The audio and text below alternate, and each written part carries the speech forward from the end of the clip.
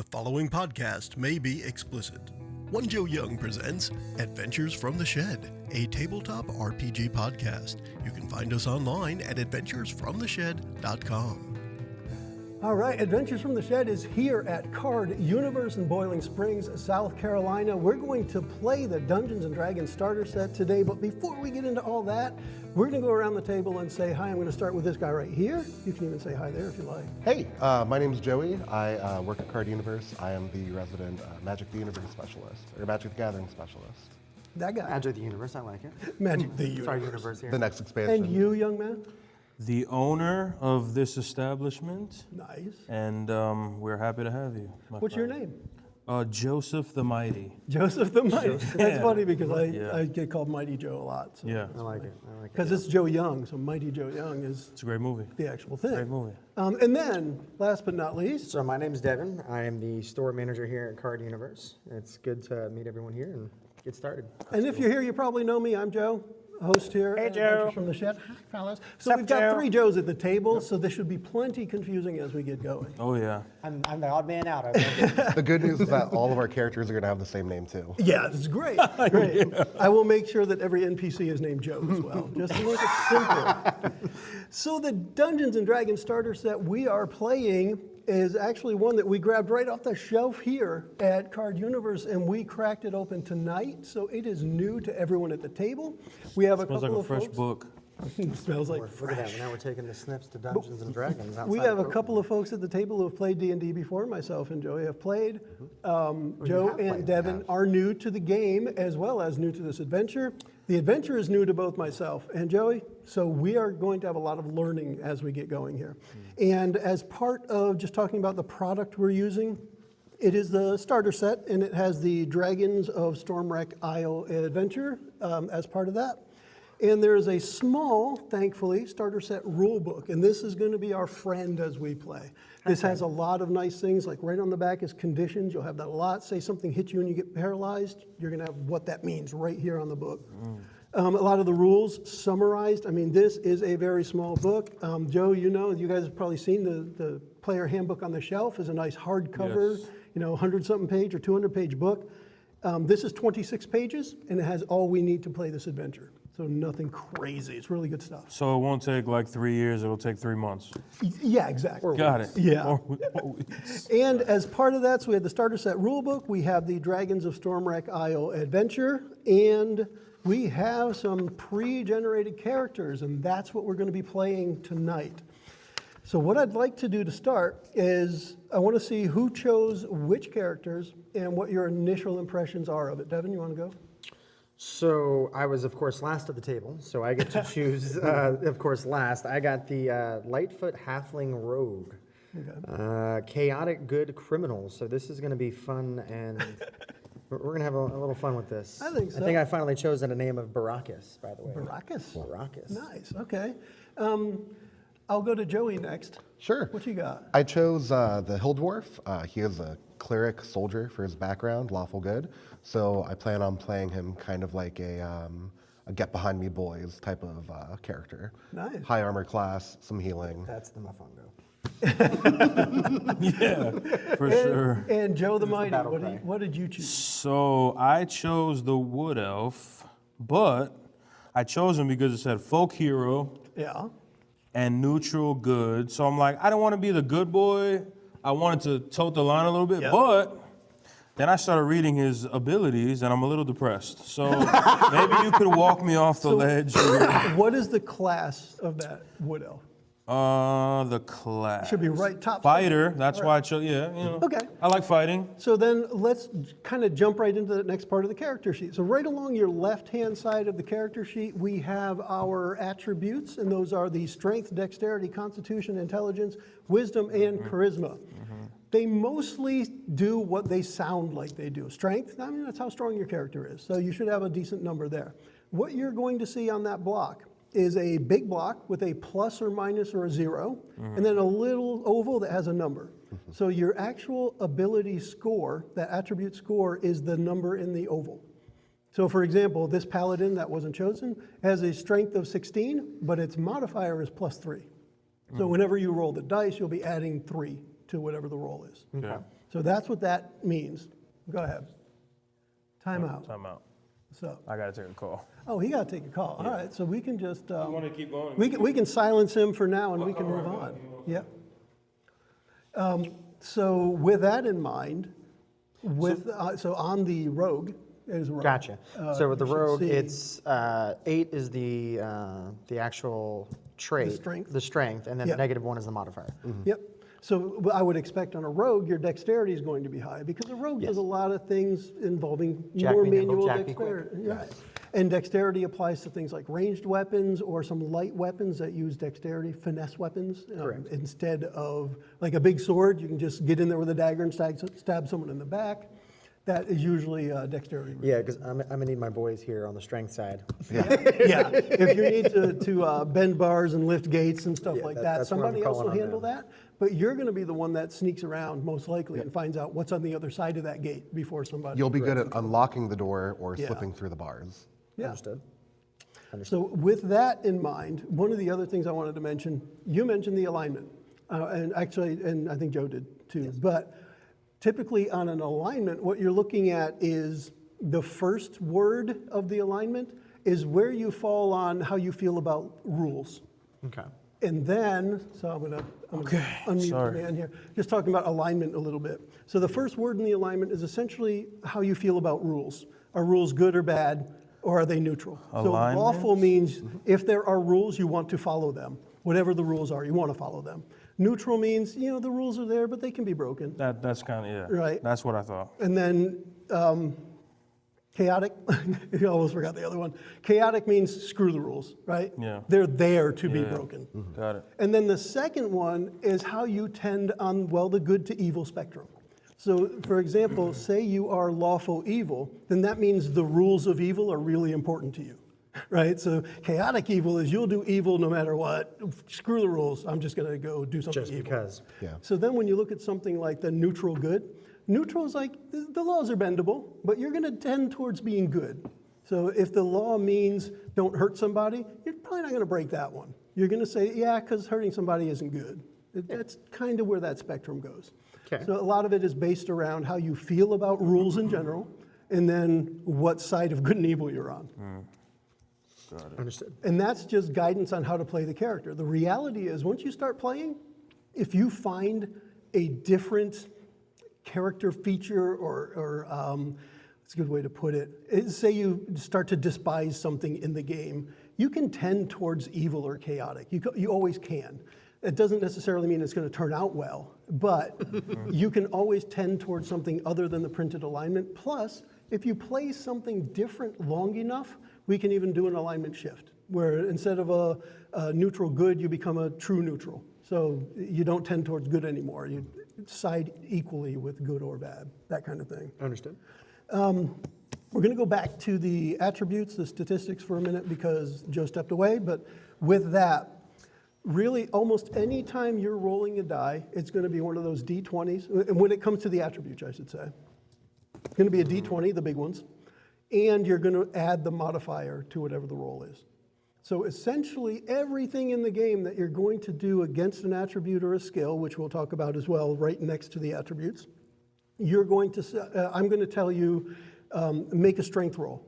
And you're going to roll and you're going to add that number that's next to strength for the modifier.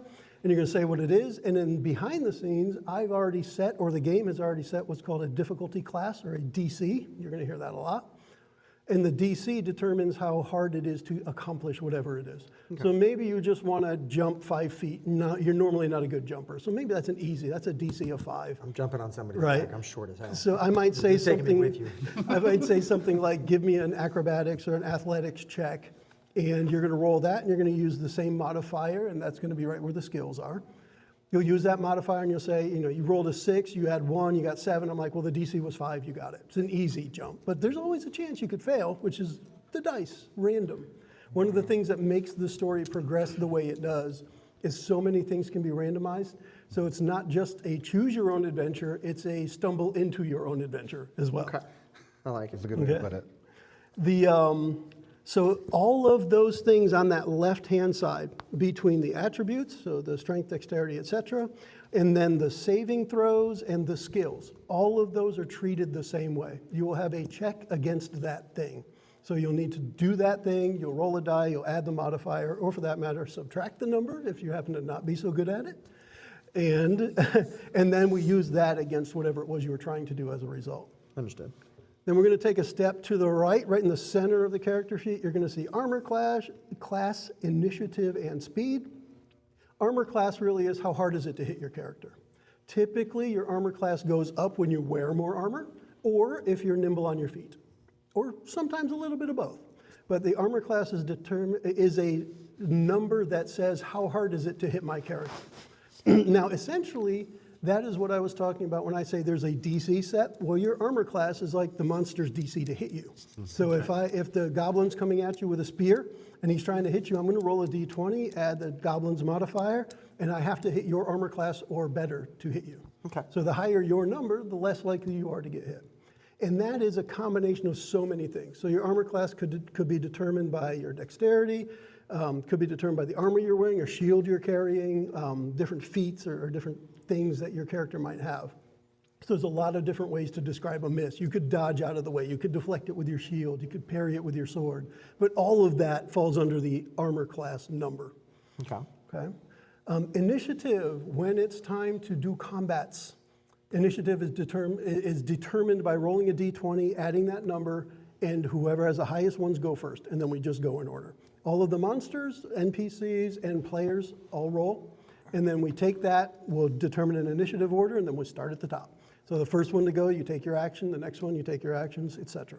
So that's what initiative means, how quickly you are to act in a battle.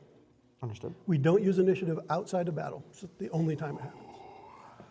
And then speed is almost irrelevant in the way we'll be playing because we're not going to have a map and worry about how many squares away from something you are, but it's going to be a good guesstimate. So for example, this paladin has a speed of 30 feet. Typically, halfling might have like 25. Smaller race might have a shorter speed, shorter distance that they can travel. Mm-hmm. But what it'll come down to is we'll describe a scene, and you'll say, am I close enough? And I'll say, what's your speed? You got 30 feet of speed? Yeah, you can reach that this turn. It's something like that. And you'll start to get an idea of, am I a fast character? Am I a slow character? And then also right in that same block is hit points. You'll see hit point maximum. That will go up each level. As you level up, you get more hit points. And there's a spot to just write your current hit points. Whenever you take damage, you just write that number down. Which isn't going to happen. We're not going to take it. No, not at all. Not until we start, at least. And one of the other things in there that I'm sure we will experience, but is not a big deal, is that little box called death saves.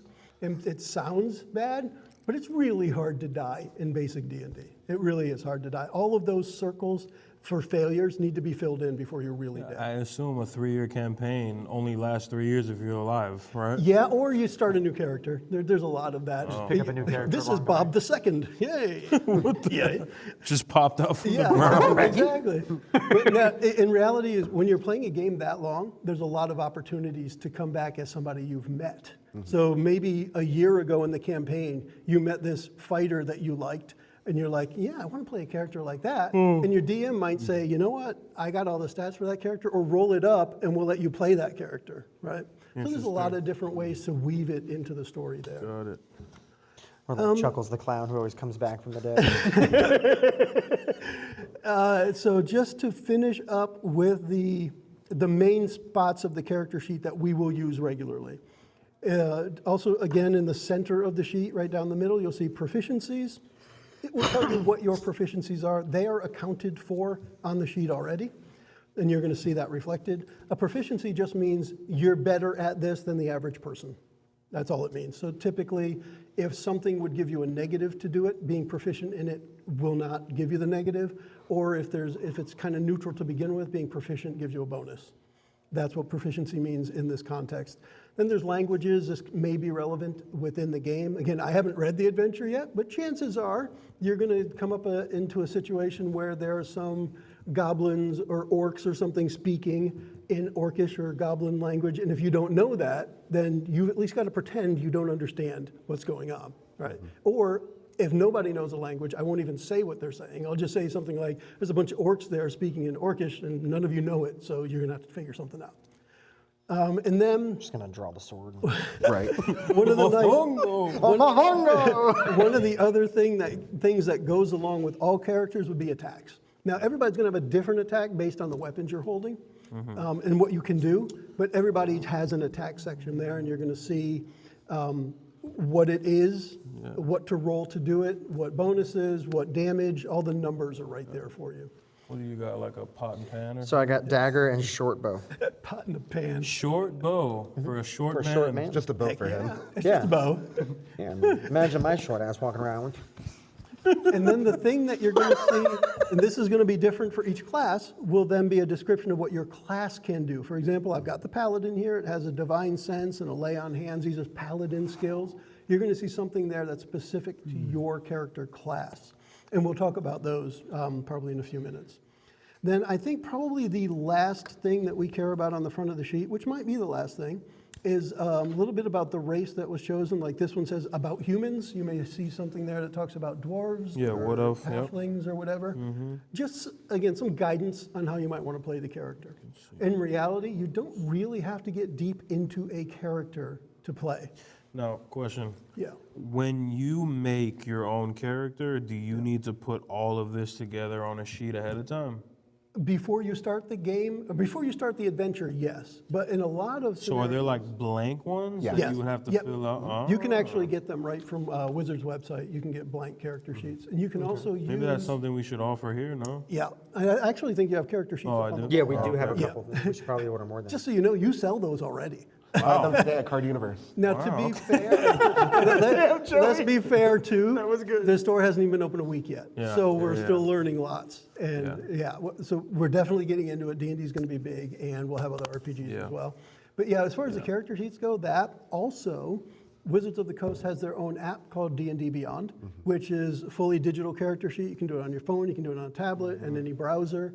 And you can print those off as PDFs, so you can have paper at your table if you want as well. And so in this situation too, if I want to have a mini of myself, I would essentially find an elf miniature that I like, Yep. paint them up, and just have them on the table. Yeah. And essentially you'd have a map. And is that kind of... If you're playing with maps, so there's a lot of, there's two ways to look Obviously, at I it. know we're not now. We're not, yeah. right. But in general, the two ways you look at it is one is you're playing with minis and maps, et cetera. So you're playing with the physical objects on the table. The other is just called theater of the mind, which means everything is described and you're picturing it in your head. And if you have questions, you just refer back to the DM. Same thing, the DM may have questions, refer back to you. Okay. And what I like to do is, because I prefer to play theater of the mind, it's still cool to have minis on the table and sometimes even just put out a blank, what's called a battle mat, which just has hexes or squares or something on it, so you can kind of get a reference. But I like to refresh the scene almost every time we get through a turn. So like last turn, you went after the goblin and you stabbed him, and then this happened over here and this happened over here. So the way we start this turn, this is what the scene looks like. Yeah. And I also like to describe it from the perspective of a movie. So a camera zooms in on this fight and what's going on in this fight, and then we switch and we zoom in on this other fight. So that kind of thing will happen regularly. Like I said, when it comes to miniatures, they're really cool and fun to look at and play with. They're horrible for an audio podcast. So a lot of my focus is around... But find them at Card Universe. Yep. Like that. Yep, there will be some custom miniature options at Card Universe as well. And paints. And paints, definitely. And there will be paint nights and learn to play D&D nights. We're going to have all kinds of fun stuff. So with that, the other thing that I'll say is everything about playing your character is on the back of the sheet. So the front of it is kind of, this is what the character does. Yeah. Kind of how to play it and how to navigate it and how to level up, that's all on the back of the sheet. And that kind of thing will really only happen once we get to the adventure. So the next thing I'd like to do is I'd like to have each of you talk a little bit about what you've read on your character sheet about your background, which is actually on the back of the sheet. I'll give you a little example of what I mean. Again, this paladin that was not chosen has a background of noble. And it says, for your noble background, your family is no stranger to wealth, power, and privilege. In the glory days of Neverwinter, your parents ruled the county of Corlin Hill. So there's some kind of background of what you might use to inspire your thoughts of your character's personality. Got it. So who'd like to go first with what they've got? I'll go first. So, my background is my parents lived in the prosperous village of Thunder Tree, east of the city of Neverwinter, and at the edge of Neverwinter Wood. But when nearby mountain Hottinau erupted 30 years ago, your parents fled, perhaps carrying you in your infancy, depending on how old you are. So I guess I was in my mother's womb while they were running from this volcano. It happens. Your family, yeah, typical day in Hottinau.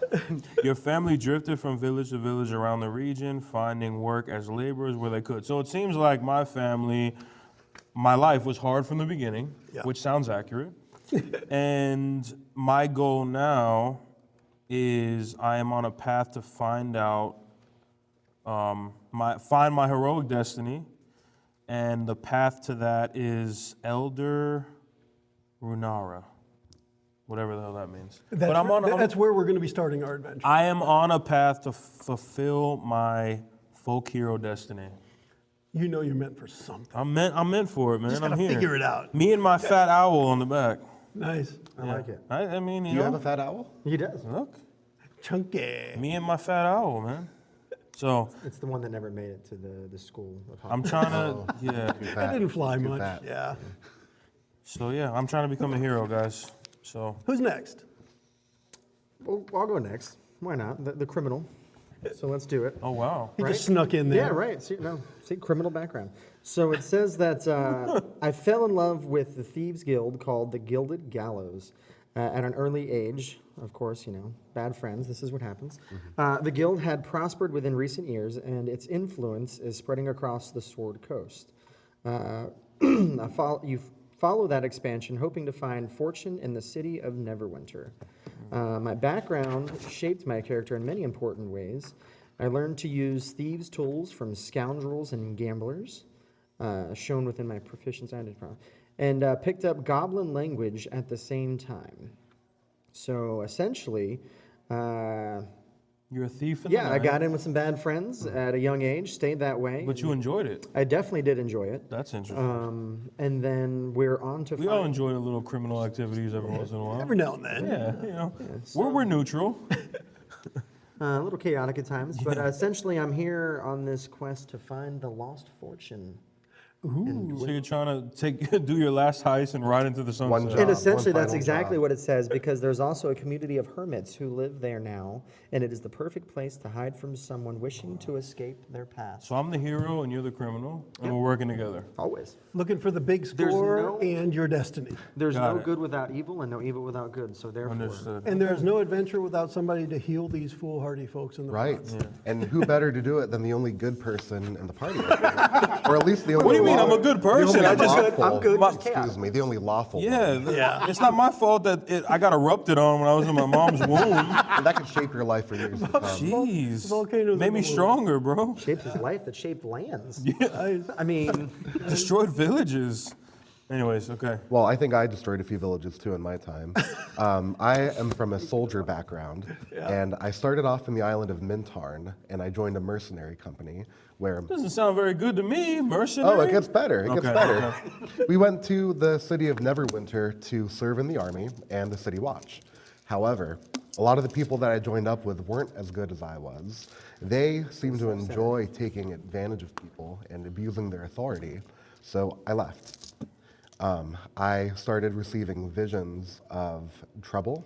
It says that dreams have pointed me to Stormwreck Isle, not far from Neverwinter, and it says that there's a remote cloister there that holds a temple to the dragon god Bahamut, who's a patron of heroes and a champion of justice. It is my character's goal and design to stand against death's endless hunger, and I'm certain that that's what my deity wants from me. Someone at the cloister may hold the key to the impending doom that my god wishes me to avert. So I think I'm a little bit self-righteous, a little bit haughty, self-centered maybe? a little bit sure of himself and of his Yeah. goals. That's kind of actually what I was... Well, three misfits coming together, huh? Isn't that usually how it works? I sound like the better. I don't know. I mean, I'm not self-centered. I'm not a criminal, so We'll see how this goes. Maybe I could save both of you. That's my hero wave. It's called influence. And While you guys were reading some of that, it made me think of looking for maybe some of the maps that might be in the books. And I really expected to see something of Neverwinter. Neverwinter is a big deal in the Forgotten Realms. It's kind of like, if you think of Forgotten Realms area like the U.S., Neverwinter would be like New York or San Francisco. It's big. Everybody knows about it. Everybody goes there for some reason or another. It's a big deal. Now, that's not where you guys are starting. But we all know The game him. actually starts you with this Stormwreck Isle. It's been mentioned a couple times in Yes. you guys' backgrounds. So that is like the overview map of where I think most of this adventure takes kinda cool, place. So it's Miami. Just offshore of a big place. Yeah. Got it. Okay, so we got a little bit of the background of the characters. Let me tell you. oh my God, bro. I missed that one. Oh, it said it's Cuba. Cuba. This is the first Cuban game in Boiling Springs, that's for sure. That's Try true. our First Cuban Cuban- coffee at Card Universe. Yes. We also have Cuban coffee. And a yeah. bread club. And mofongo! So what I want to do next, we've kind of covered some of these things, but I'm going to either skip them or go over them quickly again. But I am going to go through this, again, like we're new, because we are new to the adventure and learning this. But the starter set rulebook I mentioned actually has some really good stuff of Welcome to Dungeons & Dragons. So what I'm going to tell you is a little bit about what it describes to play the game. Things that we kind of already covered. It has the rule book, the adventure booklet, the character sheet, and you guys didn't get to see them because I grabbed them for mine, but these are the dice that came with it. So you get a set of dice, nice blue dice. They are nice. Now, my colors. I am good with picking on companies when I think they did something that they shouldn't or should have done. I think they failed a little bit here because the standard RPG set of dice is now 7, and you get 2 of these D10s. One of them has 10s on it, and you may see that Yeah, it's just somewhere saw in one a there. moment ago. I think the green one all the way towards Joe. You can see 80 on it. I can see it from here, you guys. Right here. That one. There's 2 Joes, so I'm Yeah. trying to figure out which I end know, to right? be Well, on. that's Joey, to me at least. Thank you. Yeah. So this guy here? Yep. So, and I'll actually tell you a little bit about the dice. When you roll the 2 10-sided dice together, you'll typically roll one that has single numbers and one that has the 10s on it, and you're rolling a percentage. So if you rolled 80 on that and 3 on 38. that, you rolled 38. So something like that, yeah. Or 83. I said But another number to confuse you. You said it backwards and I got it backwards. But that's where I would pick on Wizards of the Coast a little. It should have been 7 dice. That's So it should have been 7 this is guy your here? Should have standard. been in Yeah. there? Yeah. 7 is your standard RPG Or set. perhaps you can buy a new set of dice at Card Universe. Yes, there Where's the are 100 die? Chess X dice up on the wall. And by the way, the Chess X dice up on the wall are 7 dice in the RPG set. Oh my God. So I'm just saying. Definitely I'm covered. Just saying. that's awesome. So we have all of those things came in the box. I will say, because you guys can see it here, and anybody that sees the video will see, I have a DM screen. I got this with the 5th edition stuff separately. Oh, so that doesn't They come do with this set? It does not. That's why I wanted to call it out. It does not come with it. However, I'm sure that's something that could be ordered for you here at Card Universe. We have them on the way. They'll be here tomorrow. DM screens will be available Seriously. here as well. Yeah. Also, quick side note. Yeah. I did order some Lord of the Rings. Like literally a screen like that. Yep. That's Lord of the Rings, and then like I guess similar like a box set. Yeah, And like yeah. some books and stuff. That's Yep. Lord of the Rings based. Yep. Is that a separate Lord of the Rings journey? That Most likely, yes. all right. So tomorrow, I guess we'll look at that and see. But Definitely. side note, But that's the- why, because I seen Yeah. the screen. I'm like, Lord of the Rings screen. What is that? And I just bought it. I'm like, all right. There you go. Yeah. But we have, one of the really nice things for the DM is if you have this screen, right on the other side of it, you guys get all the art, I get all the stats. Cool. So on the other side of it, this is all That's the sick. quick lookup stuff that I could need. So it's a cheat sheet. Now Yeah. the downside to this is I don't know what changed between 5th edition and what we're going to play. So I don't know how much of this is still accurate. Okay, got it. Because there were some updates, they reprinted all the books. Yeah. So some things change and I'm not familiar enough with it. But aside from that, yeah, DM screen, separate product, but definitely available. Yes. Now, the ways, I'll read a little bit more of this kind of as they print it. So being a player, and some of this we've already done, each player chooses a character, which is an adventurer who teams up with the other player's characters. The set comes with several to choose from. They say several, there are 5. I'm not sure why they couldn't just say 5. But you take a look at each one and you pick one. And we kind of did that before we started the recording here. But I mean, we picked it moments before we started the recording, so it was new. And then one of the things to really remember here that they call out, the DM presents the situation for you guys, and that's me in this case. They put it right here. The DM is not your foe, but does prevent dangers that provide opportunities for your adventurers. So it's one of the big things that I like to stress is it's a cooperative game for both sides. And there are sides. Everything that provides you benefit or tries to hurt you is going to come from me. So it's still cooperative, and I'm providing those things for you to interact with. And at some point, we'll have fun with it. You know, I'll be a dick because the goblin got your kneecap or something, but it's still that we played that out together, and that's an important piece, a cooperative piece. You guys, for me. you're tall. He can aim for the kneecaps. I'm Yes. already on his level, so. He's going right for the head. And it describes a little bit about being the DM. So essentially, the DM describes the location and creatures that the adventurers face, and then the players decide what they want their characters to do. So I love to describe it as, you just think of a coloring book, something as simple as a coloring book. I am providing you the black and white page, you guys have all the crayons. So I'm gonna give you a scene, and you're gonna color it in. You're gonna make it happen. Yeah. Which can also which can also be bought at Card Universe. There's also another old, I guess, cliche or saying for it, is it's like you're in a play where you write your own lines. You still have the stage, you still have all the props, you still have the direction, but you're writing all your own lines. You are your own character. No lines are written for you. Yes. Improv is a really good way to put it, because one of the staples of improv is the yes and principle. I use that a lot. If you ask me something, I will almost never say no.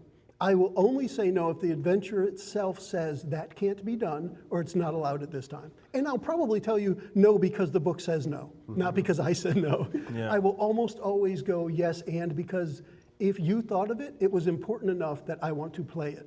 Like if somebody says, is there a chandelier in the room? Even if there isn't, I'm like, yes, and what are you going to do with it? Because now I want to know. Are you swashbuckling the hell out of this, or what's going on? To me, that's more important than, no chandelier. Because then that's the end. That's the whole improv thing. It's the end. Everyone else is like, It well, ends what's the he going to do with the chandelier? Yes. So the yes and, so referencing improv is really good, because that's the way I like to play.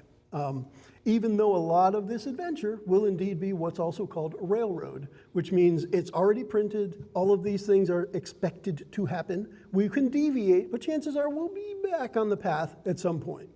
So that kind of thing will happen regularly.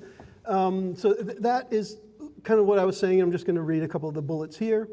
The rhythm of play. The DM describes the environment, the players decide what their characters do, and then the DM narrates the results of the action.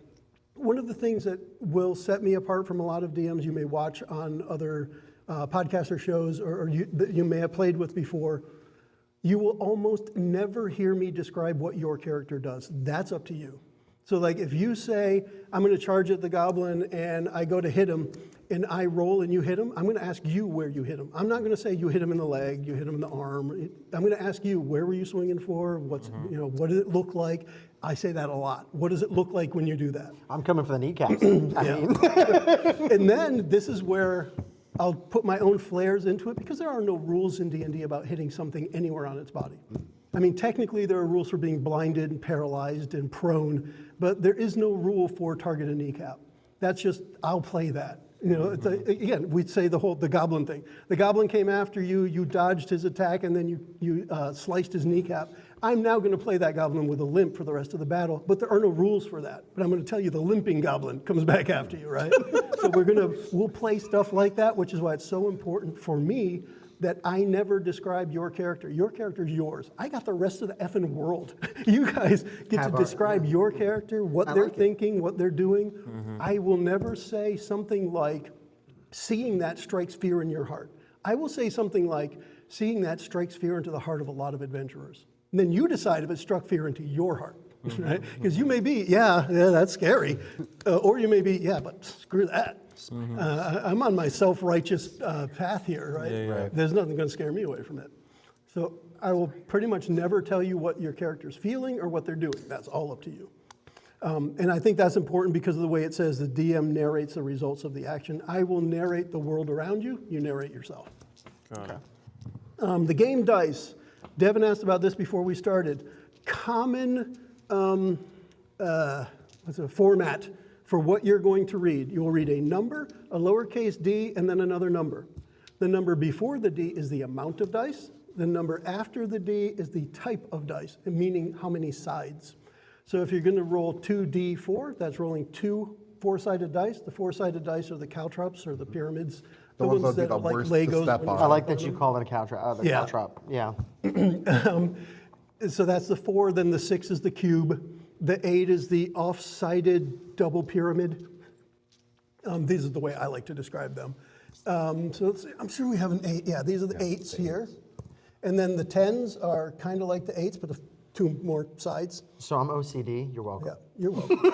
So that's what happened here. The 12s are the other ones that almost look like D20s, and then the D20 is the one you're going to roll most often. Okay. Okay. Again, all the dice on the table are up for anyone to roll, whatever. But whenever you see that, so you'll see this when it comes to damage to your attack. If you look at that spot on your character sheet, your attack is going to be whatever it is. It's going to say like +5 or something for your attack, and then it's going to tell you the damage is a D8 +1 or whatever the number is. But you're going to see that. That is going to be common. You'll hear me say it. I may tell you to roll 2d6. That's just going to be 2 6-sided dice. So that's a common one. Let's see if there's anything here. I'm trying to see where I even found that again. Yeah. It's Well, under, you'll see it in different spots on your sheet, but I'll also be calling, like I said, I'll call that out. I don't know if they mention it, but you want to talk a little bit about advantage and disadvantage? That is something I do want to mention. Since we're talking about dice, it's a good one. In the game, there's a mechanic called advantage and disadvantage. Almost everything you're doing, remember I said, for all of your abilities and for all of your skills, you're going to roll a d20 and add whatever the modifier is. Well, if you have advantage on something, you will roll 2 of those and choose the higher one. If you have disadvantage, you will roll 2 and choose the lower one. So in most cases, having advantage, of course, is great. Having disadvantage is not so great. Yeah, right. Because you might roll a 20 and a 1, and when you have advantage, that means you got a critical hit. The 20 is a critical hit. And then a 1 is an absolute miss. No matter what your modifiers are, a 1 is always a miss. So it is a big difference to be able to roll 2 dice. The way I like to play it is, if there's a rule that says you have advantage or disadvantage, you have it. But you can always talk me into it. Really. Like if we'll still stick with the goblin example. Last turn, you chop the goblin's kneecap and he's limping. And then the dwarf says, hey, that goblin's limping. He's an easier target now. What about I just go smack him on the side of the head? Do I get advantage for that? And you might be able to talk me into that. Right? So that's one of those things where use the description of your character to convince me that what you're doing is extra cool, and chances are you're going to get an extra die to roll. D&D is equal parts improv and negotiation. Yes, yes. I like it. If you can convince me of something that I think is cool, you're probably going to get to do it. And even if you roll bad enough, I will do it, as it said in a different system I like to play, you do it with consequences. So I might say you might want to pick the lock and you describe it as really cool. You know, I take out my favorite bone pick and I go at the lock and I'm really struggling with it, but I'm pretty sure I'm going to get it. And then you roll and you're short by 1 number. And I'm like, you know what? You did get it, but you broke your favorite pick. So, I'll let you get the thing because it was such a cool way to approach it, but then there's got to be some kind of consequence since you didn't really get the number. So that's also like fudging a roll when I mentioned fudging earlier. It's kind of letting something happen, but making sure that you know you didn't really succeed, but it was close. And so advantage and disadvantage is huge with that. If you can get advantage, rolling the 2 dice means you just got another chance. I mean, the way it figures out, if you know the math, and I suck at math, but I've done it so long that I can remember these things, you got a 5% chance to get any one of the numbers on the die. So really, you've only got a 5% chance of an absolute failure or an absolute success, because those are a complete dichotomy. If you roll a 1, you will never succeed. If you roll a 20, you will always succeed. No matter how hard it was to get the thing done, if you roll a 20, you got it. Even if you shouldn't have been able to, the 20 in my world means you always got it. It's always a success. So my halfling did jump 20 feet. Got it. Let's see if there's anything else here that is specifically important. I guess let's talk about the abilities just a little bit because we went over them a little right when Joe had to step away. But for the most part, the abilities themselves aren't really called for directly. They're almost always called for indirectly. So you'll have something like what's in the second column there right next to the abilities, saving throws. If rocks are sliding down the hill at you, it's probably going to be a dexterity saving throw to get out of the way of the rocks. All right, so I may say do a dex saving throw, and then you'll roll the d20 and you'll add the saving throw for dexterity. Chances are if you're doing something strength related, it's probably going to be athletics or something like that, which is a skill, and that'll include your strength modifier, plus if you're proficient in that skill or trained in that skill, you'll have another bonus. You will notice some of the bubbles are filled in. That is what your character is proficient in. Yes. Yeah, that's kind of. So you will add your attribute modifier as well as the number on the very top, your proficiency bonus. And that number will change as you level up. Yes. You'll become more proficient in the things you're good at. Now, how do you level up? Great question. What I like to do, and I think the adventure accommodates it, is called milestone experience. Essentially, when you kill a goblin, you don't get 20 experience. When you finish this part of the adventure, you level up. And that's the way we'll be doing it. It'll be milestone leveling up. Okay. Chances are it will mesh with the end of a session. Because I don't like to do it in the middle of a session. Now with the starter set, it's relatively easy, because if you look on the back of the set, on the back of the sheet, it will actually tell you second level features. So it tells you right away, right here, what you can do at second level with your character. It's not like having to bring out the player's handbook, figuring out what leveling up means for the paladin, and do all those choices. This sheet, and one of the reasons I really like the starter set for a new game, is it tells you everything you need to know about your character right on the one sheet that you got. That's where I read that earlier. I was like, the 2d6, 1d6. It was the back here. Go. So anybody that had spells, you'll see anything about spells in there. I think actually it's just going to be the cleric in this case. I don't think anybody else has spells. Yeah, for sure. So I can see what looks different about yours. Okay, so right here, your spell list. And then it tells you how to do spell Gotcha. I love how you have a whole page, and I've got like half a page. You don't want spells right now, trust me. Spells get a little complicated. Gotcha. Yeah, you just got a pot and pan, bro. That's it. But yeah, so the ability scores, they all influence any other roll you're making, essentially, even roles that you might not think. So, for example, you don't need to know what all the skills are. You just describe what you want to do, and we'll figure out the skill that goes along with it. So you approach this area, and you notice there are magical runes written on a rock next to a door. And you say, I want to try and figure out what the runes say. Well, we know, I mean, Joey and I probably know, there's a skill for that we would probably use called Arcana. But you don't need to say, I'm doing an Arcana check. What I want to hear from you is, I want to figure out what these runes are. Yeah. And then I tell you, all right, that sounds like Arcana, do an Arcana check. Gotcha. Right? Awesome. So it's always more important for me to hear what you're trying to do rather than you telling me what you want to roll. Because I might want you to roll something different, and that might even be better for you. It's Okay. to me, and another rule I like to start with, and I usually have a little sign I put on the screen. If I didn't ask you to roll, it doesn't count.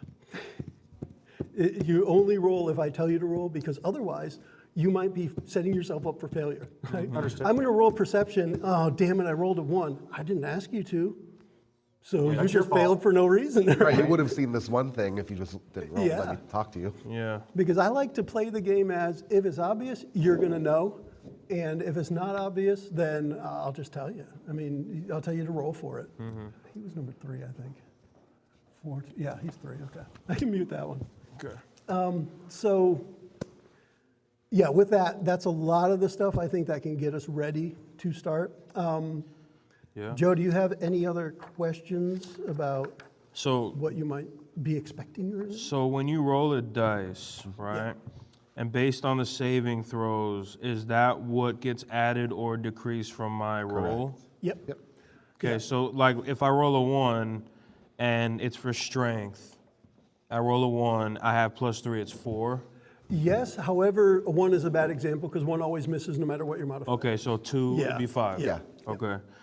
All right, cool. Yep. But in that situation, could I then look at his sheet and say, hey, I'm really shitty in this department. Yeah. Okay, we just gotta figure that out. You would have to do it in character, though. Yeah, I guess. Here's the thing: as you learn, like Yeah. for example, you may see when your party first meets, and you see you've got a halfling there who probably a wiry little fella. You're probably not going to ask him to lift the boulder, right? Got it, yeah. Probably not Yeah. the person you're going to ask to do that. So when I say there's a boulder in the way, you might all team up to do it, but you're not going to say, "Hey, halfling, go move that boulder." Yeah, and Right. I can't have a 20 on strength. Even if I do roll a 20, I get -1. No, it still happens. A 20 still always succeeds. Yeah, in just my because world. I just said if I roll a 1, but I'm +3 is a 4. No, you miss, Understood, don't matter, you lose, For or me, you win. It's the essence of a heroic action. Understood. Right, so I'm going to try and do something that I shouldn't be able to do. You roll the 20, you just got it. A movie moment. Kind of like Yes. lifting the car off the person. Yes. Yeah, okay. Got it. Yes, you got hit with the gamma rays at the right Understood. time. Yes, Just to be smacked with the kryptonite right after. you got it. So if you guys don't have any other questions, what I can do is just start the adventure background and actually get us into starting. I feel it's going to be trial by fire anyways. That we're going to stumble, definitely. we're going to Sure. fall, Definitely. we're going to definitely Yep. have some issues, but I think that's what this whole thing's about right now. For sure, and we'll have more sessions after this, so we'll definitely be able to build on both our failures and our successes. Exactly. So some of the things that are important to the D&D world, but you probably don't understand yet, and for that matter, I don't get a whole lot into the what's the right word for it? The actual areas, like the Forgotten Realms is a world in D&D, and Neverwinter is in the Forgotten Realms. And you'll see other, Baldur's Gate, I think, is Forgotten Realms as well. So you probably heard of Baldur's Gate games and other things too. Those take place in that D&D realm, universe. I don't even know what their official name is for it now. I don't know. But anyway, it is the place. Forgotten Realms is one area that has a lot of D&D content. So this takes place in the Forgotten Realms. Like Icewind Dale, isn't that? Yeah. Yes. Yes, exactly. Gotcha. Yep. And Forgotten Realms is a world of high fantasy populated by elves, dwarves, halflings, humans, and other folks. One of the many such worlds in the vast multiverse of the D&D game. Yeah, you can tell that's printed. You don't say. Yeah.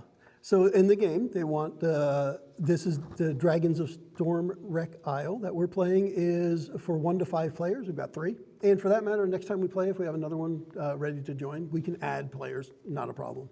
But we would limit it to 5 because that's how many character sheets we have. Coincidentally, that's how many microphones I have. So You know what I mean? yeah. So in this way, in the Forgotten Realms, they like to point out things like travelers in the realms face fell magic and deadly monsters, and even farms and freeholds a day's walk from a city can fall prey to monsters, and no place is safe from the wrath of a dragon. And of course, this is the dragons. So the adventure background itself, I think I don't tell you guys that yet, but what I will tell you a little bit about is where we are starting. Now, I showed you a little bit of that picture of Stormwreck Isle. In Cuba. And, yeah, in Cuba. Right up at the top, again, you may not be able to see it, but that's Dragon's Rest. That's actually where we are starting.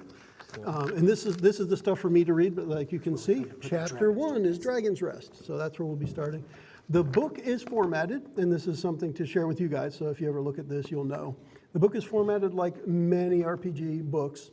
There are highlighted text spots, and those highlighted text spots are narrative text, flavor text, different words for it, but is essentially what the DM is supposed to read aloud to the players so that they know what's going on to get started. Almost all the time, it's just scene setting. Just the environment building, essentially. Yeah, and that's what it will be here as well. Are you gonna change the voice for different NPCs? Oh, you know what? I want to cover that before we actually start. The short answer is probably half the time, maybe.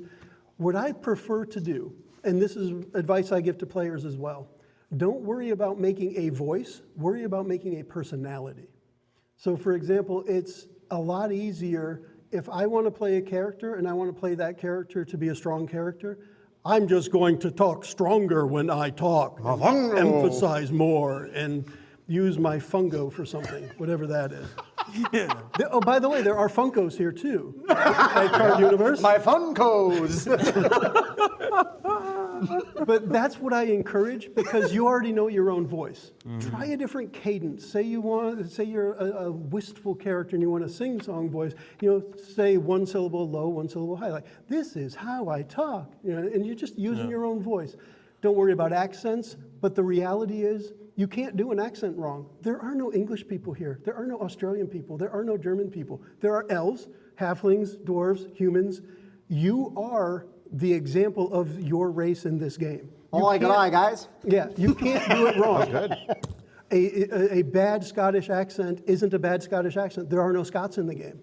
You are actually doing the best human accent possible because you're the one doing it. So that's very important. Don't worry about the accents. Do it if you want. Just jumble it up if you want. Either way is fine. Whip out the Mickey Mouse. 1 second. Yeah, go for it. And so, like I said, between the accents and voices, you're more than welcome to do a voice for your character. Nobody's going to stop you. I love it. I think it's so cool. But it's also fine if you break character, if it's hard to stay in there. It's like, I wanted to talk like this all the time, but now I can't remember to talk like this all the time. And then that's fine. Don't do it anymore. It's okay. For me, that's what I do. I like to mess around and do voices. So. The important part, though, is once you pick something, try to stick with it. Yeah. Because then we'll recognize when it's the character more so than the player. Understood. And then the other thing that I think is really important to establish your character, it's hard to do on session 1 like this, but come up with a shtick, something that is specific to your character. Maybe he always repeats the last word he says. Right, and you just do that all the time. The fact that you got that off and you didn't even think about it, that kind of got me for a Many minute. blessings upon you, sir. Oh, man. But yeah, what I was just saying, Joe, is aside from if you want to do a voice, go for it. If you want to do an accent, go for it. But one of the most important things to establish a character is just have a shtick, whatever it may be. Like I just use the example. Maybe the last word you say in every sentence you repeat. And that's just what your character does. And just do it all the time. I played a cleric once who worshiped the god Pelor, god of the sun. And I just came up with a short sentence, or a short saying that was part of a longer sentence. So at the beginning of the campaign, I was saying, go to the light of Pelor, because god of the sun. By the end of it, it was go Pelor. It was like, that was every time, it was go Pelor. Foam finger and all. I actually took a T-shirt and some Sharpies, and I wrote "Go Pelor" and I put a sun on it, and I was wearing that. I love it. That's great. But that's the kind of thing. Just come up with a shtick that the character becomes known for. If you've watched or listened to other people playing D&D, the characters you remember the most are ones with a shtick. They have a thing they do all the time, and that's what makes them that character. Whether it's an over-the-top accent or something, they always use the same weapon, or it's that lost trinket from their grandfather and they're always twirling it around their finger, or whatever it is. There's going to be something that's unique to that character, and that's what's establishing the character more than any voice, because anybody's going to be able to do some voice, even if it's crazy, right? But coming up with that thing that your character is known for is a really good way to establish a character without putting a whole lot of effort into learning an accent, wrecking your throat with some really weird voice. Just don't bother. It's not really worth it. But I may do it. Most of the time, I will give something special to the special NPCs. So if you talk to an NPC and I make an effort, that's probably an important one. It's probably going to come back. Yeah. Right, exactly. Yep. It's probably going to come back. But if you walk up to the shopkeeper and say, hey, shopkeeper, do you sell maps? And I say, yeah, he sells maps. It's probably not that important, right? He's just going to sell you a map and you'll be on your way. Well, young fellow, we've had maps here since. Yeah. We should probably think about that one. If it goes that, what form of map are you looking for, right? Yeah. Or if you know Diablo, Deckard Cain. Yes, Stay a while and listen. Yes. At least he finally dies in Diablo 3. Thank God. I got tired of hearing that. No offense to the man, but every time you walk into town, stay a while and listen. I just want to kick your cane out. And by the way, Wow. any You voice are a like fucking criminal. Yep. any voice like that is cool too. Note hates old What- people. Yeah, right. Side note. The last thing that I would say about playing a character is don't play somebody else's character or a popular character in a movie or something. And if you do, just don't make it too obvious, right? So if the dwarf wants to do nobody tosses a dwarf, just say, nobody flings me. Don't repeat, because to me it's just too cheesy. Got And it. I don't care about like copyright or anything like that, but it's just, if you're just playing somebody else's character, why bother? Come up with the thing that makes it yours. D&D is about. Yes. Yeah. Got it. So there are plenty of ones out there that you'll I recognize. guess I can't be Legolas then. Oh, you can, as long as you don't say it. Right. Right? Yeah. So yeah, cool. So now I think we are ready, and I'm going to read some of this. So the adventure begins at a tiny cloister called Dragon's Rest. Now let me just go here. All right, so everybody had a thing, and we did read these on the background, the thing that brought you to where you are now. So we're going to, the adventure essentially starts with all of you being in the same place as we get started. And now this is where I'll go to read what's here, and I'll probably add and subtract from it myself because I like to do that. Your journey was uneventful, but the island now visible off the bow promises rare wonders. Seaweed shimmers in countless brilliant colors below you, and rays of sunlight defy the overcast sky to illuminate the lush grass and dark basalt rock of the island. Avoiding the rocks jutting up from the ocean, your ship makes its way towards a calm harbor on the island's north side. A large open-air temple comes into view, perched on the edge of a high cliff above you. The ship drops anchor at the mouth of the harbor, and 2 sailors row you ashore. You have plenty of time to admire the towering statue at the center of the temple, depicting a wizened man surrounded by 7 songbirds saying, "Come stay a while and listen." You shall not pass. A long path winds up the side of the cliff to the temple, dotted along the way with doorways cut into the rock. The sailor sets you ashore on a rickety dock where a large rowboat is neatly tied. They point to the base of the path and wish you good luck before they row back to the ship. Your visit to Dragon's Rest begins. So here, this is where we want to do kind of an introduction of your characters to the other characters. So you're all just kind of dropped off. You're probably silent boat ride. Maybe you didn't really talk to each other on the boat. Now you're dropped off here. The guy points you. That's where you're going, guys. What I want to hear a little bit is your character. Talk about your character, what you think your character looks like, because once you say it, it's true. And that way we'll start to get an idea of what the characters are like. So kind of introduce the characters to each other. And I let you guys go in whatever order you like. I think the pro needs to start Oh gosh. because I have Yeah, I need to- no yeah. clue what's I going need to on. hear from you what's about to go down. All right. So my character is named Delric Stoneshaper. He is a small, slight dwarf, stocky build, of course. He wears a metal chain shirt under unassuming clothing. You can see his holy symbol. It is his, let's see. How do you spell the name, Joey? Yeah, it's Delric, and then Stoneshaper. I'll just go with Delric. Sure. I'll probably never remember the last name. No, that's fine. I'm a first name kind of guy. Yeah. And is you Delric. said he's wearing chainmail? Yep. Okay. I keep a couple of notes here, and I encourage you guys, if you want to, just a couple of things that might help you remember the character a little bit.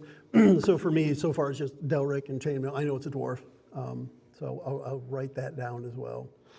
He's a cleric, and you can tell that he follows the god of travelers and outcasts. The god is Marthamer Duin. His holy symbol is a chain that goes in a spiral that symbolizes the ever-traveling road. So you can tell that he is a man of the cloth. He looks a little bit too old for the distance that he's traveled from. You can tell he's weary from the boat ride, but you can tell that he has determination in his cause. Does he carry a weapon that's obvious? Yes, he has a mace at his side, and he has a hand axe on his other belt. So mace and a hand axe. Does he have a shield? Yes, he does have a shield. That was so detailed. I just got to say, by the way, I'm going to sound horrible in comparison. No, that was you're crazy. gonna do just fine. Because some of that he read pretty much from the sheet. Yep. See, and I didn't Yeah. sit here and read because I was more or And less that's paying fine. attention to you. No, that's fine. So part of this, and I'll just give a little, this is what I got from it, so that there's a dwarf who's obviously a holy man, and he's got that symbol, a spiral symbol that he wears on a chain. And the reason, I think, part of the reason Joey had mentioned that is, even though you might not be familiar with it, if you determine that your characters are familiar with some religions, then you would probably recognize that. Right. It's just one of those things. If you're familiar with religions, yes. But just like in the real world, if you're not familiar with a religion, you might not recognize their symbol. And this guy's just wearing a spiral around his neck for whatever reason. Understood. Right? So I take it that as an actual, like, real thing within D&D, the thing that you mentioned is... Yeah. Okay, The deity is real. Well, yes, but the it won't- deity is real, and he is the god of travelers and outcasts. Understood. So I determined that he should have some symbol of that. He has a holy symbol in his backpack. So I wanted to make that kind of obvious that, he is what he worships. understood. The shield, is it a small shield or? It just says shield. Okay, so a standard size shield for a dwarf. Yeah. Yes. Okay. And yeah, so the mace, the hand axe, the chainmail armor, and I think you guys are probably familiar with what that is. Just circles of metal. Yeah. Okay. It's heavy as hell. So yeah, for me, that's kind of the thing we're looking for. So afterwards, you can make references to it, like, dude, use your mace, Yeah. right? Hit him with that, or Got it. just to get an idea of it. So since Devin already said he was going to do horrible, we'll save him for last. I want to save the worst for last. Yes. So Go ahead, Joe. so my Appreciate that. character Hey, is what we're here for. probably the tallest of the bunch. Oh, Not What's too his tall, what's but he's his, average according to these short men here. what's his name? Wolflin. My name is Wolflin, Wolflen. Wolflin. WOLFEN. And he has a pet owl named Bart Bart. that rides along his shoulder or flies behind him. Cool. All right. I wear leather. He's a elf fighter, you said, right? Wood elf fighter? Wood elf fighter, correct. I'm wearing light leather armor and a wolf pelt around my neck that my father gave to me. Badass. And they named me Wolflin because my father had an affinity for wolves, because he believes he was a lone wolf, and now I do as well. Nice. And that's the spirit of Wolflin. Does Wolflin carry obvious weapons? A bow. That's his biggest. His Okay. most. I do have a sword as well, Okay. but I would say you could see the bow before you see the sword. So the bow and a sword. Does he have a shield? No shield. Okay.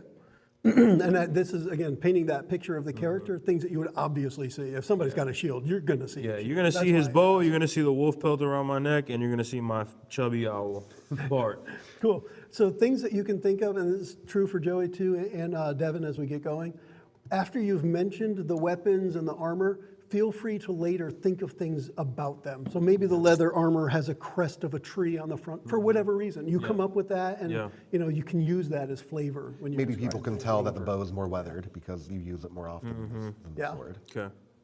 Yep. All right, Devin, you got a good right. idea now. What's So what's I've the got a little bit of character's something. name? So I'm going to go ahead with a singular name, Baracus, which chose to essentially get with the wrong crowd as a youngling, separate myself from the family and everything I knew, so we chose to go with one name. Halfling rogue. Correct, a halfling road. I've got a criminal background, like I said, and snuck in with the wrong crew at a young age. Devin is making a lot of effort to call out criminals. I think Exactly, this is gonna exactly. be I feel like little we're bit going to have a fun. little fun. He's embracing it. Yeah. All right. With that being said, so I am on the short side. I would say I'm the shortest of the group, most definitely. Yeah. With that, I am wearing a set of dark common clothes, including a dark hood, kind of giving some shade to my face, so you don't always see. With that, I have a bow, a short bow that I'm wearing on my back. I carry 2 daggers, one at my side. I have another one that I keep close to the chest in a special-looking sheath. Let's see.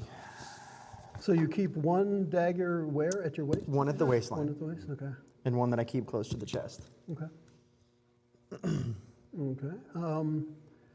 Does he have any armor?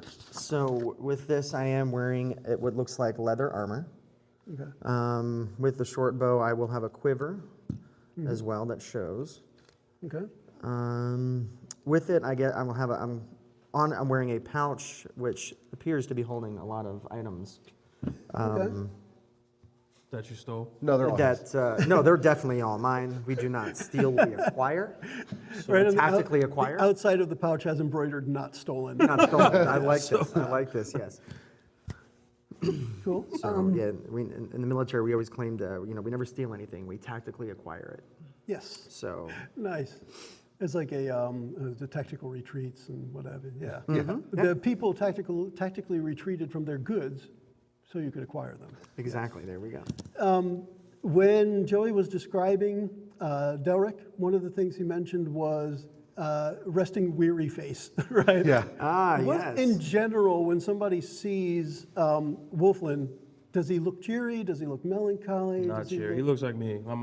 Everybody thinks I'm angry all the time. Okay. So this guy has definitely like RBF? I would Resting say brooding face. Yeah, like Brooding face, there you go. Yeah, Brooding. like That's not bad, yeah. This guy is definitely not a pushover. He looks a little on the weathered side. He survived the eruption before birth. Yeah. So out battle hardened. he's been through some shit, man. He's a fighter. So Definitely. I like it. Baracus. So with me, I like the fact that it gave me a hood Yeah. to kind of keep my face a little shaded. Okay. Always leave you questioning what I'm thinking or what we have in mind. Okay.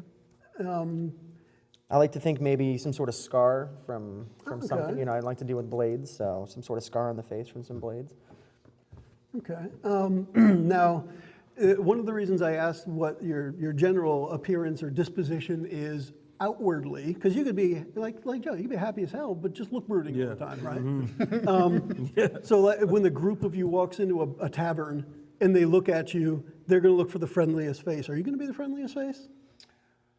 Right? They're going to be, hey, can I help you? Can I bring you to a table? Right? They're not going to necessarily look at the guy who's looking I upset. think it's gonna be this guy. And it could be. Yeah, It could be the door. it seems. Yeah.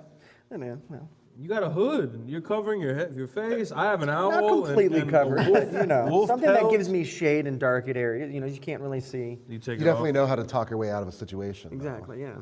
Nice.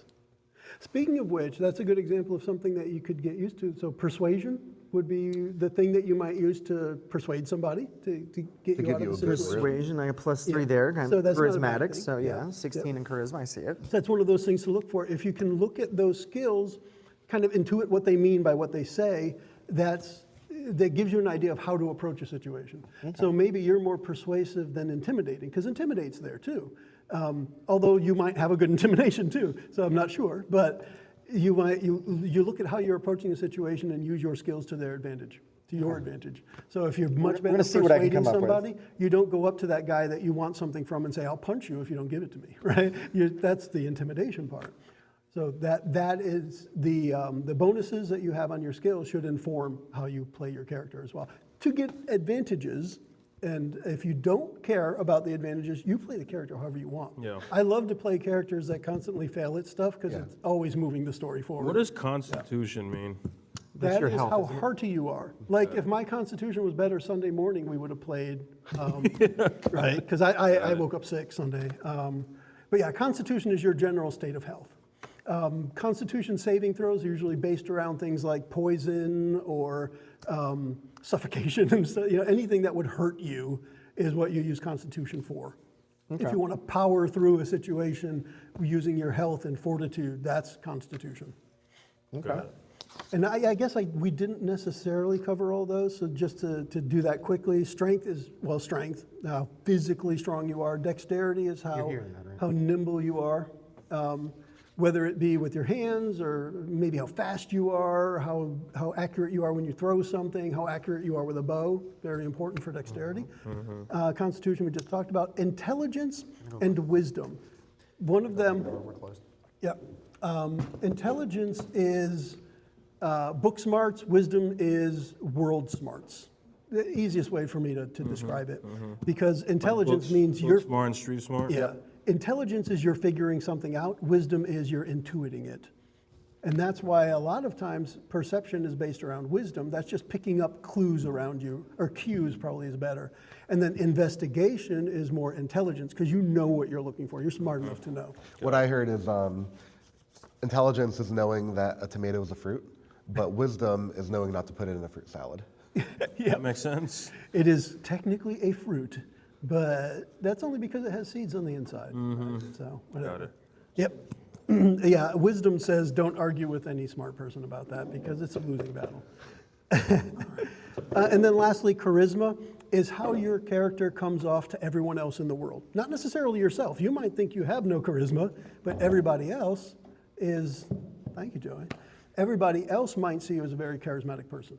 Yep. And that's the important part because you're playing that towards other people. And I don't think we don't have a class out here right now that focuses on charisma, but that doesn't mean you don't have a decent charisma. So I didn't look at those sheets. 16 plus 3? Yeah, and that's good because that's going to be part of the character's personality. I'm A a rogue -1. A rogue doesn't. He need doesn't charisma. ask questions, he just plows through it. He just thinks everybody's a volcano. Yeah. That's funny. Everybody is ready to erupt on his childhood, and he can't stand it. Get him, Bart. Everybody thinks he's. So essentially, that resting, brooding look is a -1 charisma. Everybody's going to see that as, yeah, I really don't know if I want to interact with this guy. Yeah, but when the volcano erupts, they're going to be looking for me to help. Yes. That's the point. Yep. So yeah, when it's time to be defended against the bad guy, they will put the brooding guy up front for sure. right. Let him That's swing right. that sword and shoot that bow for sure. When that 8-foot orc walks up, I'm going. Yeah. And then as we just went through those, you can then see how the abbreviations are next to the skills. So you can see how they map. So for example, just looking at the top couple, we got acrobatics, which is dexterity. So if you think about that, Cirque du Soleil is acrobatics, right? The strongman at the circus is athletics. So there's a difference there. Athletics is based around strength. Acrobatics is based around tumbling or dexterity. Understood. But that's where you'll see those numbers Swinging map from up. the chandelier. Yes. Yep. That's going to be your acrobatics for sure. But if you are the one holding the chandelier up so someone else can swing from it, that's athletics, and the other guy's doing acrobatics. What if I'm down on the ground and I hold the rope and cut it to ride it upward as it falls? That's criminal. Nailed it. Oh my. So now with that, now we have an idea of who the characters are. The next thing the book wants us to establish is what's called a marching order. What that really means is what it kind of sounds like. If you guys are headed in one direction towards something, what order would you be in? Because the game takes that into account. The person up front is most likely to notice something first. Up front, the person in the back is most likely to notice something behind you, etc. And if something attacks, it's important to know who's where. So the book at this point says, let's get a marching order from the players. And who would be, as you march towards the cloister as described, you're going towards the where they dropped you off. Who would be up front, who would be second, who would be third, because we've got 3. How's your perception? I have a +3 to perception. Wisdom is my highest attribute, and I have the highest armor class. So I think in feel like- dangerous situations, I should be going first. Agreed. Agreed. and What's that your way- perception at? 3 plus 3. +3. So I'm at a +3 as well. My wisdom +0. Yeah. So I think we're the same. Wisdom is +1, yeah. Okay, no, I'm 1 off you. So And another thing that's relevant, because you mentioned perception, is if you look right at the bottom of all the skills and the attributes, is a passive wisdom perception. That is essentially a number that's important to me because there are things that you would notice just walking by them that somebody else might not. So those numbers are actually useful for me, and because of that, I'm going to ask you guys what they are. So for Delric, 13. You have 13 passive. It's also important to not metagame or to cheat. So if there's somebody hiding in the bushes, he could say, make a perception check, and we'll know that something's up. Yeah. But if he doesn't do that, he'll know what we need to roll to passively notice that happening. Yeah. And if all 3 of us fail, we'll continue on our merry way, not knowing that there's something there. Yeah. not knowing. Yeah. Understood. And that's where what I said earlier, if I didn't ask you to roll, it doesn't count, because if I don't ask you to roll, then there's probably nothing to look for. But then again, I will be devious and ask you to roll when nothing's happening. Every now and then, you guys will be talking, and I'll do this. Ooh, doesn't mean anything, just so you know. Unless it does, in which case it does. And that's the whole point. So, We'll never know. Wolflin, what is the passive perception, passive wisdom? 13. 13 as well, okay. And for Baracus? Take one down, 12. Take one down, pass it around, all right. Oh no, it's gone. It's gone now. So what that means, essentially, is something for me to keep an eye on, because if the adventure says, that anybody with a 12 or better passive perception notices this thing, then I just tell all of you. If it says anyone with a 13 or better, I tell Delric and Wolfland, and you pretend you didn't hear it. Right? So you guys noticed the person in the bushes, but Baracus just keeps going along his merry way. I'm more reactive than proactive. You just didn't notice it at first, and then it's up to them to call it out to you. So that I'm glad you mentioned the perception, because that is a relevant point here. I may tell you notice something, and that could just be because I know what your passive perception is, and it didn't require a roll. And that's really, when it says passive, it's always there. You're always at a resting 12 for perception, but when it's active and you're searching for something, that's when you roll it. Okay. All right, so now we have, I don't think I wrote this, now I don't know if we finished it, but was Delric going to be first? I don't mind being first if you guys. That's fine. Yeah, that's fine. That's 100%. And then who would be in the middle? I'll go second. Wolfland, and then allowing Baracus. me to, I guess, Well- scan the situation and come up with the best solution Or to hide. from the dark, I guess you could say. or You'll be from- taking reverse point. Correct. So I have a bell, and I planned on using that as a distraction. Cool. Okay. So I we can't are wait to use we my are bag of ready. 1,000 ball bearings. We are ready for our first encounter. Okay. So now you guys have met each other. Officially, you kind of know what each other looks like and what they might be capable of based on what they look like. Yeah, there are there are assholes, criminals, and clerics. Yep. So, as you're about to leave the beach and start your climb, you hear a ruckus of splashing and a wet, gurgling moan behind you. 3 figures are shambling up from the water's edge, about 30 feet away. They're dressed as sailors, but their skin is gray and they look drowned. Seawater drools from their slack mouths as they lurch towards you. All right. Let's roll initiative. Are we all rolling is or that just him? 20? Everybody rolls. Everybody rolls. And what I will ask is, I actually have a pad of paper over here. I will ask somebody else to keep track of the initiative order, because I don't like to do all the work. An initiative is the The order order that we on go which in. we act once combat is initiated. awesome, and combat is being initiative. Yep. And That's Joe's a, going first. that's a it looks fancy like. way to say it. Told you I'm ready. Excuse me, Wolfland is going If first. you don't mind, Joey, just Because it's definitely not me before. Once again, I'm going to stay back a little bit and depict what's going on before I choose to strike. I feel like that's perfect. So I rolled 19. Did you add your initiative bonus? Oh, well. that's a good point. Where's that? Right beside your armor class. So I rolled a 7. It's funny because now I have to look these up. Now, if you couldn't tell from the Okay, description, Wow. So 20. well, actually, I guess let me ask it this way: does anybody have a good idea of what you're encountering based on the description you heard? I would assume undead of the variety from, I mean, we'll just, They're zombies. Yes. yeah. I was thinking Pirates of the Caribbean, like. Yeah, that's You what know, I. that's funny because that's what I've I actually pictured, never too. seen any of the Pirates of the Caribbean Really? movies. So the Yeah. undead. And I am the regularly undead crew, told remember they how are walk great. on the water. That's what I was. Oh, yeah. That scene is what I was thinking of. That's cool. So in this case, technically, they are drowned zombies because they were coming out of the water. But in D&D terms, these are zombies. And- Are they obviously undead by sight alone? yeah, they came out of the water. They wouldn't have been living there for the amount of time you guys rode in. It was the gurgling shore. for me. Yeah. No offense.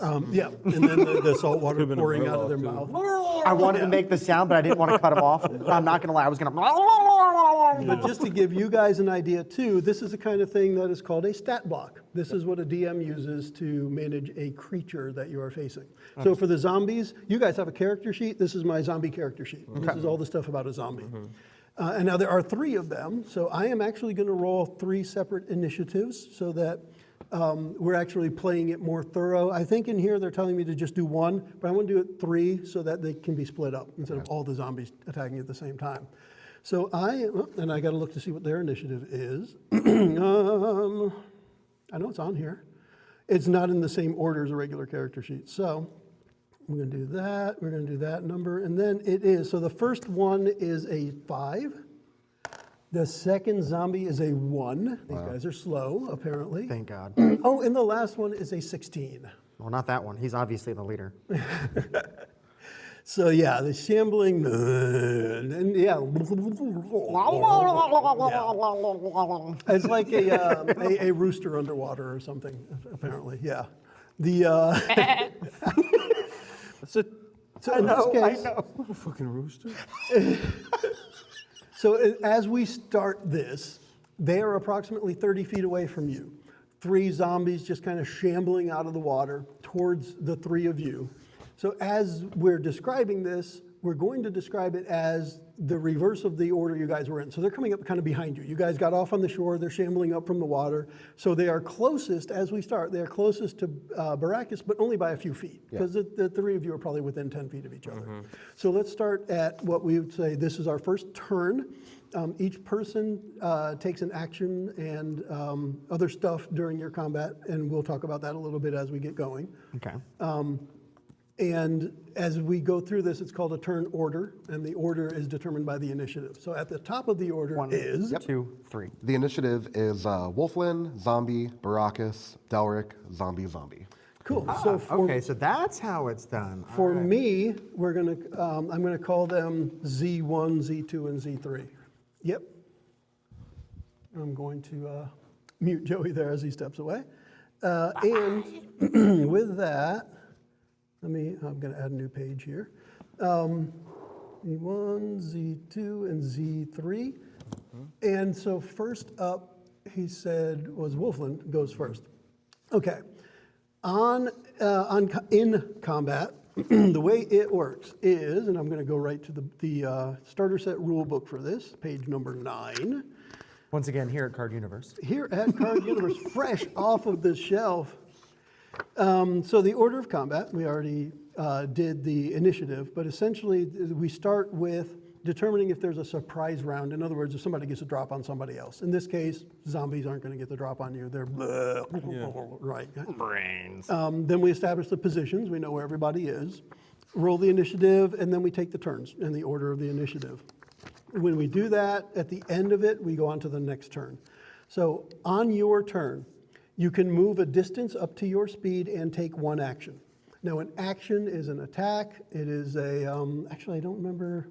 Yeah, this has it. I don't know if it's on your sheets, but I don't think it is. But essentially, actions are attacking, casting a spell, dashing, which is like doubling your movement, disengaging. So if you're currently involved with a fight and you want to get out of it, you can take an action to disengage. If you do not disengage, you're trying to get away without defending yourself. It's like a rush to get away.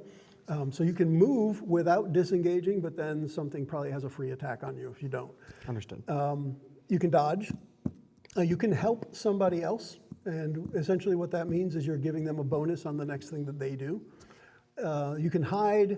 You can just ready, which means prepare for something to come up, and then when that thing comes up, that'll happen. The way I like to word that is, a lot of times, especially thinking from the rogue perspective, you might be hiding in the bushes with your bow drawn, and you're like, if he takes another step towards me, I'm going to shoot. You're readying that action.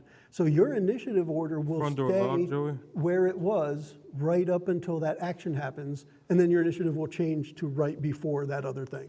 So if you're saying like, say you start and you've got an initiative of 10, the goblin has an initiative of 5, and you're like, if he takes another step, I'm going to shoot. He takes his step on 5, you shoot, your initiative is now 5, 6, 4. You're going to be right in the same area as the goblin now. But that is readying an action, being ready for something.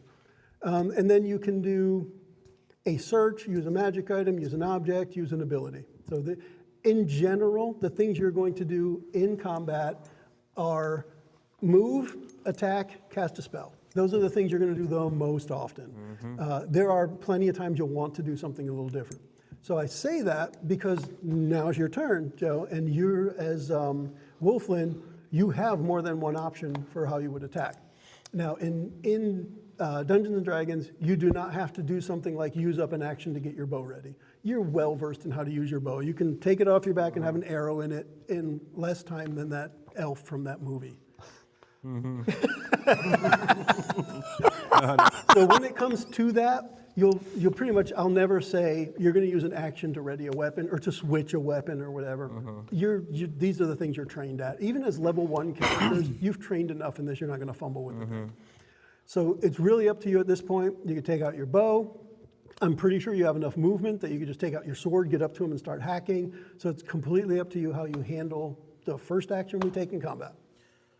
So, because I'm not the closest person, I'm more gonna be ready for what's gonna happen next. Okay. I'm thinking the zombies ain't here for me. I'm thinking they might be here for this Yeah. suspect-looking guy. In general, zombies aren't discriminating against who they kill. Yeah. So after they kill these two, you're still in line. Right. Right. You True. still have brains. So it is and now it is up to you. Part of what I was describing with readying your action is you can just hold and then just pick up anywhere in the initiative you want later than this. But you will keep that new position as we move forward. So you won't be, say you wait and you're So like here- second to last to act, you'll be Right. second last to act in the next turn and the next one. So, in other words, I rolled a 19, which is Yeah. 22 essentially because of the extra thing. Yep. But I can't get higher than 20 because 20 is No, you still got 22. Okay. This matters because initiative isn't limited by difficulty check. It's Okay. not limited by that. So Initiative now- is just whatever. If you rolled 100, you would be at 100, and then the next person would be at 16. So me rolling 22 benefits me exactly how? You are first to act. So say you take out that bow and you shoot one of the zombies and you happen to get a kill shot, there's one zombie down before anything else happens. So you get the choice to do what you want first, even if that choice is not to do anything yet. You can set the pace. Yeah. You could literally pick me up by my neck and throw me at the zombie if you wanted to. Like, I mean, it's your choice. Just hold your daggers out and fling the halfling. Sure. So what would you like to do? And I'm going to say, because they are already approaching you, you would have enough movement. Like I said, you could take out your sword and reach them and hack them if you'd like. I think I'm gonna go for the bow. Okay. I'm gonna try to pick one off Okay. as quick as I can. So our first, as expected, by the way, this is not out of the ordinary, our first action in combat is an attack. Yeah. That's what combat usually is. Right. So let's go ahead with, if you look on your character sheet, to your attacks, the bow should be there. And it should be on the front, right in the center, down where all the paragraphs are. Attacks. Yes, longbow. If it's a long bow, yes. You can shoot your longbow at a target up to 150 feet away or up to 600 feet with disadvantage on the attack roll. Roll a 1d2 plus 7 to see if you hit. If you do, the target takes 1d8 plus 3 piercing damage. So I would say that was probably a 1d20 plus 7, not Yeah. 1d2. Yeah, sorry, 1d20 plus 1d2 is a coin flip. Yeah. Sorry, 1d2. Yeah, 1d20 plus 7. So let's go ahead with that. So roll a d20 and add 7 to it and tell me what the number is. 14 plus 7. 21. I got it. 21. I was just about to do it. 21. 21. So you rolled that 21. That easily hits the zombie. So go ahead and roll your damage. Which is a d8. Yep. That's that one. Thanks to the OCD master. 6. And then you add, Plus what now? what does it say? It says, Oh, sorry, plus 3. cool. Okay, so it's a 9. d8 plus 3. Okay, so 9, and I'm just going to go, for me at least, I'm going to treat these as 1, 2, and 3, like I mentioned. Joey, I think you put it on there. Yep. So I'm going to take that 9 damage from the first one. From the first zombie. Yep. From Gotcha. Z1. So when you hit it, and this, I like to give you a description to kind of give you an idea of how much you damage something. And the way I'll typically do it is I will reference how much life it may have left or how much life you seem to have knocked out of it, even though it's undead, life in general, right? Its status. It's still alive. Think of it as a hit point bar. I'm not going to tell you how many hit points it has left, but I'm going to infer by how much the bar moved. Yeah. So to give you that idea before I tell you this. So were you like shooting for any specific spot on the zombie or just trying to hit center of mass? Headshot, bro. I'm not Okay. playing around. It's a I'm zombie. going- I'm going So for the head. We know. the arrow goes right through its mouth, through the back of its head, and its jaw falls off, and it's still just kind of lumbering towards you, but a little bit slower. That definitely hurt. If you had to, I hope. If you had to guess, it has nearly half its life bar left. Okay. All right, what's up one-shot next? wonder. You can also move on your turn, by the way. Yeah, you can do both. So you can stay where you are to continue to shoot ranged, or you can even move farther away. As you know now, you can shoot up to 150 feet.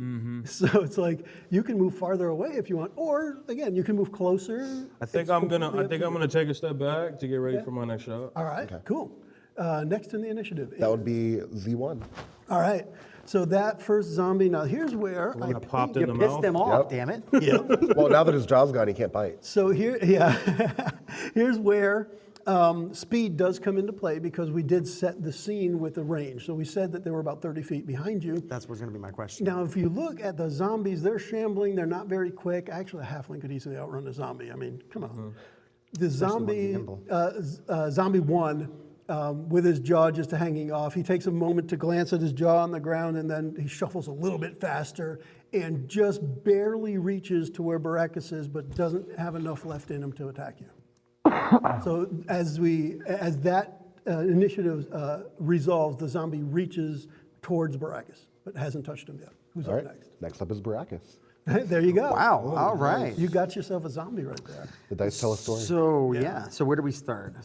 So I think from here, at least, I'm going to try to protect myself and attack. Yep. Now, by default, the game assumes you're protecting yourself. Yeah. Right. So Correct. your armor class doesn't change based on whether you're attacking or not attacking. So are you running or are you attacking? So I think from here, you said they're at 30 feet. They're just about up on top. Well, not this one. Just, okay. No, This one's one is now on top. On top of me, Yep. essentially. So I think I'm It's going to take essentially- advantage. Jawless. So I think I'm going to take advantage of my closeness, and like I said, I do keep a dagger close to the chest for said reason. Yeah. So I pull that dagger and essentially just thrust it pinpoint into the skull and try to. Let's see if it works. If you Yeah. roll well, Yes. sir. That is your intent. Either he's my gonna intent. lick you or you're gonna hit him with We're the about knife. to find out. Because you don't got nothing to bite with. Ooh, Nice. 16. Nice. It's Plus- 16. plus So what? yeah. So Plus go ahead and the read the attack. I should have probably thought about that. If you So wouldn't mind, just like Joe did, read it out.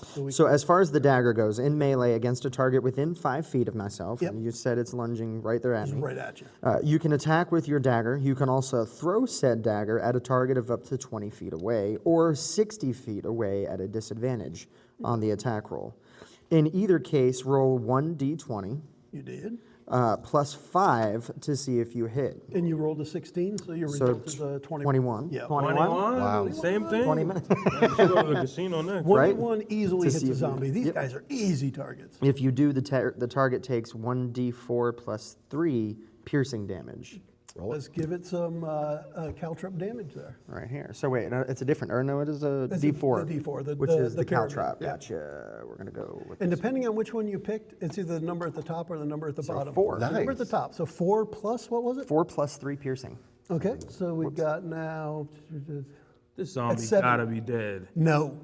I His- just popped him in the did. mouth. You did. just stuck Now, him in the head. I do want to tell you, typical zombie canon doesn't necessarily apply to D&D. No real monster canon, because the way monsters work in D&D is they're a bag of hit points, like an online role-playing game. You don't necessarily get a crit shot. So by like hitting Resident Evil, something shoot him in the head, you know. Yeah. Okay. Now, shooting him in the head doesn't hurt. I mean, especially if you say you're shooting him in the head and it's the kill shot, I'm going to describe it as, a zombie head exploding or something. And that's fun. But technically in the game, there's no aiming at anything to begin with. I just like that flavor. So we play it that way. Understood. Now, with that in mind, you actually cut all the way through its neck as it tries to get out of your way, and its head is just kind of hanging at the side, and it's... Jeez, this dude is on his last right. limb, Yep. for real. Yep.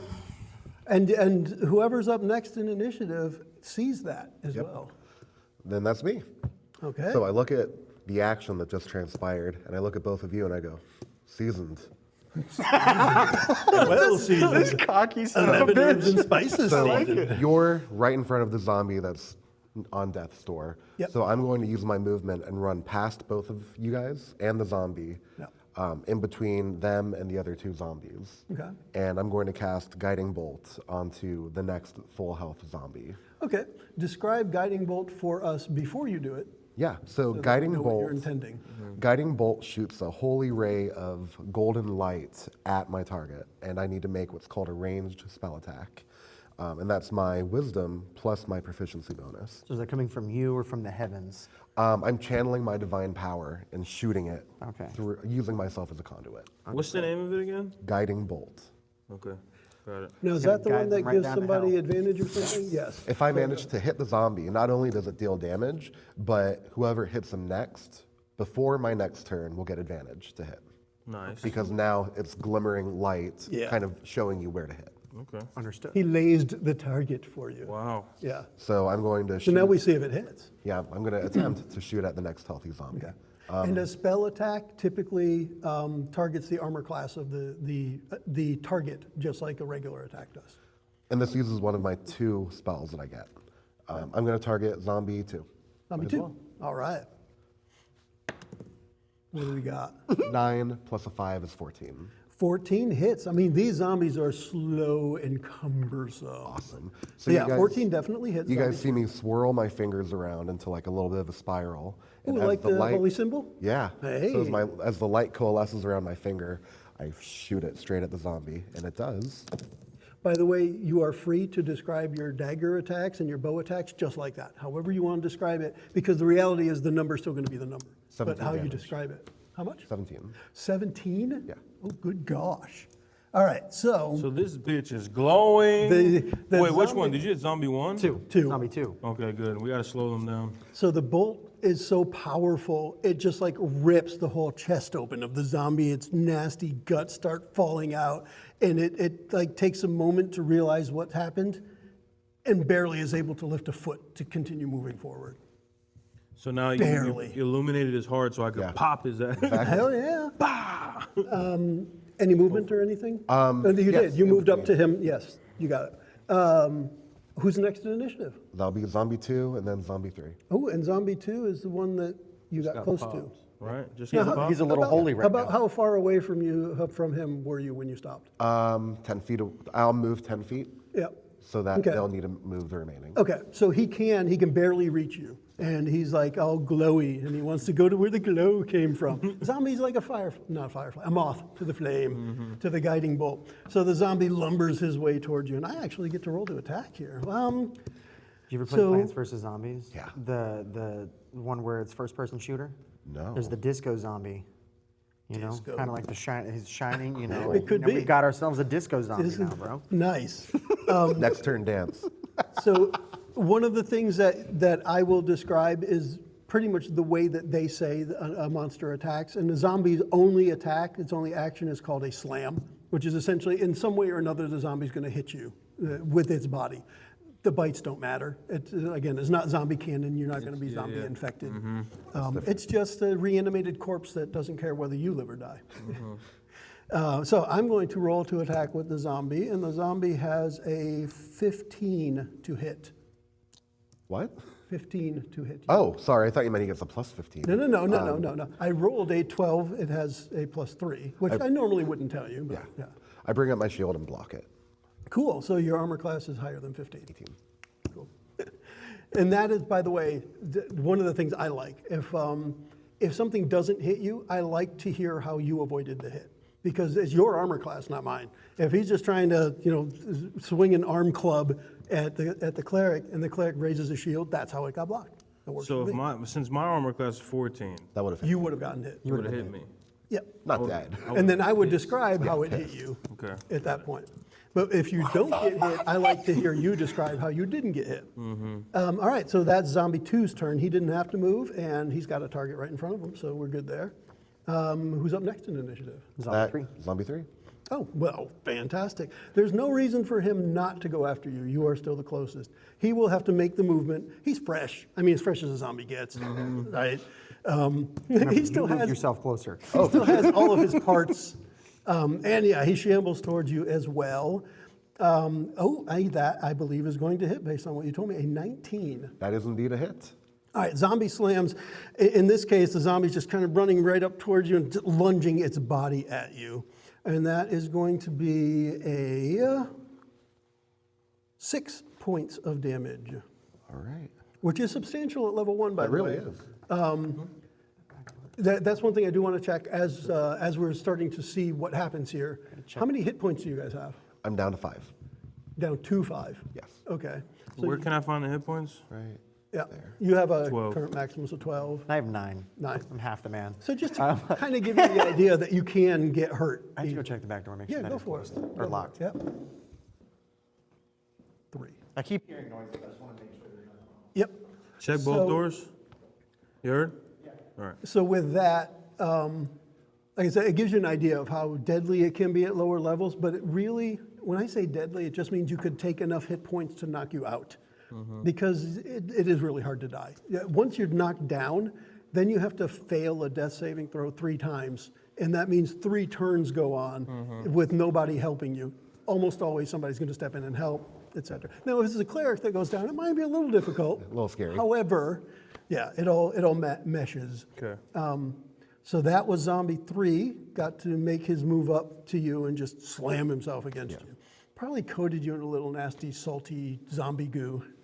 Gross. Yeah, it is definitely gross. Who's up after Zombie 3? Initiative goes all the way back up to Wolfman. Okay, so we start back at the beginning. So this is where what I was saying before we started. I like to paint the picture again as we start the initiative so you can be refreshed as what's going on. So at the beginning of the last turn, the zombies crawled out of the water. You took a shot with the bow, took a couple of steps back. Then there's some more fracas going on.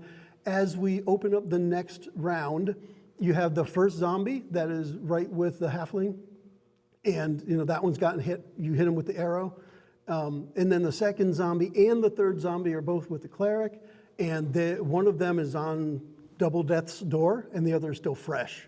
So you've got your options of zombie 1, who you already hit once, zombie 2, who's ready to drop, and zombie 3, who's fresh. And But none this of them point- are right next to you. You're in the clear. Yeah, I'm chilling in the back. Yeah. But at this point, my eye was freaking out because he's like, damn, bro, like there's some chaotic shit going on. And I'm definitely trying to take out this this fresh zombie. That's a new alignment, chaotic shit. Yeah, he's like, so at this point, Okay. I need to try to prevent this dude from dying. It would be nice to help protect him. So I'm trying. When you think about it from call it metagame or strategic, I mean, your character may be strategic as well, but the idea that, what I'm going to say here is you might think of, if you knock out Zombie 2 before his initiative turn, then he doesn't get to act, and somebody else can still try and attack Zombie 3, or you go after Zombie 3 to keep weakening all of them evenly so everybody gets Yeah. I mean, there's different ways to look at it. The way that I'm looking at it is Zombie 1 and 2 are damaged, bad. Yes. Zombie 3 is fresh. Yep. And at least if I can injure him, he's next, so he might be able to take him out. Yeah, there you go. So I'm going to injure him, and hopefully he finishes the job, or at least slows him down enough to where he can finish the job. All right. So I'm going to go for a headshot again. Go for with another arrow, yeah. I was muted, right? Yep. Good. I went to the restroom. That would have been bad. All right. Wrong Now we know podcast. what we did Wrong here. podcast. So I'm going D20 and then D8. Well, you start to see if you hit. Yeah, your attack is the D20. Yeah. Okay, good. And then if you hit, then you roll the D8. I believe, 9. 9 plus 7. That hits. That's 16. Plus definitely 7. hits. Yeah. Yeah. That's great. Yep. And now I'm going to roll for For the damage. How much does that arrow do when it hits the zombie? 2 plus 3. So 5. Okay. This one, right through the top of, right over the top of his skull, kind of scalping him, and a lot of his nasty hair falls out. Oh, wow. Yeah. Now that leaves us in a crappy situation.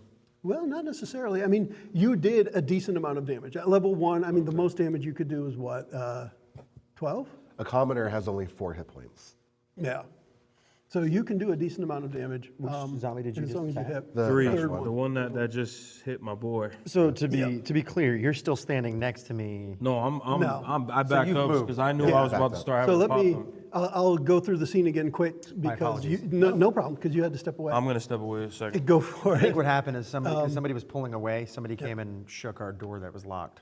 So when we opened up the round, the second round of combat, the fighter had stepped back with his bow, ready for a next shot, so he's kind of out of it, but the rest of you are zombies and player characters intertwined. So zombie 1 is the one that he first hit with the bow, hit him, and then you stabbed him, and that's the one who's still with you. The other 2 are ganged up on the cleric. Understood. And you guys are not far apart, I don't know, maybe 10 feet About 10 foot apart-ish. is what I've gathered is Yeah. 10 feet. Yeah. Yeah, you're not very far apart. So who's second in initiative? Was it zombie? Zombie 1. Already zombie 1. Okay. Ah, crap.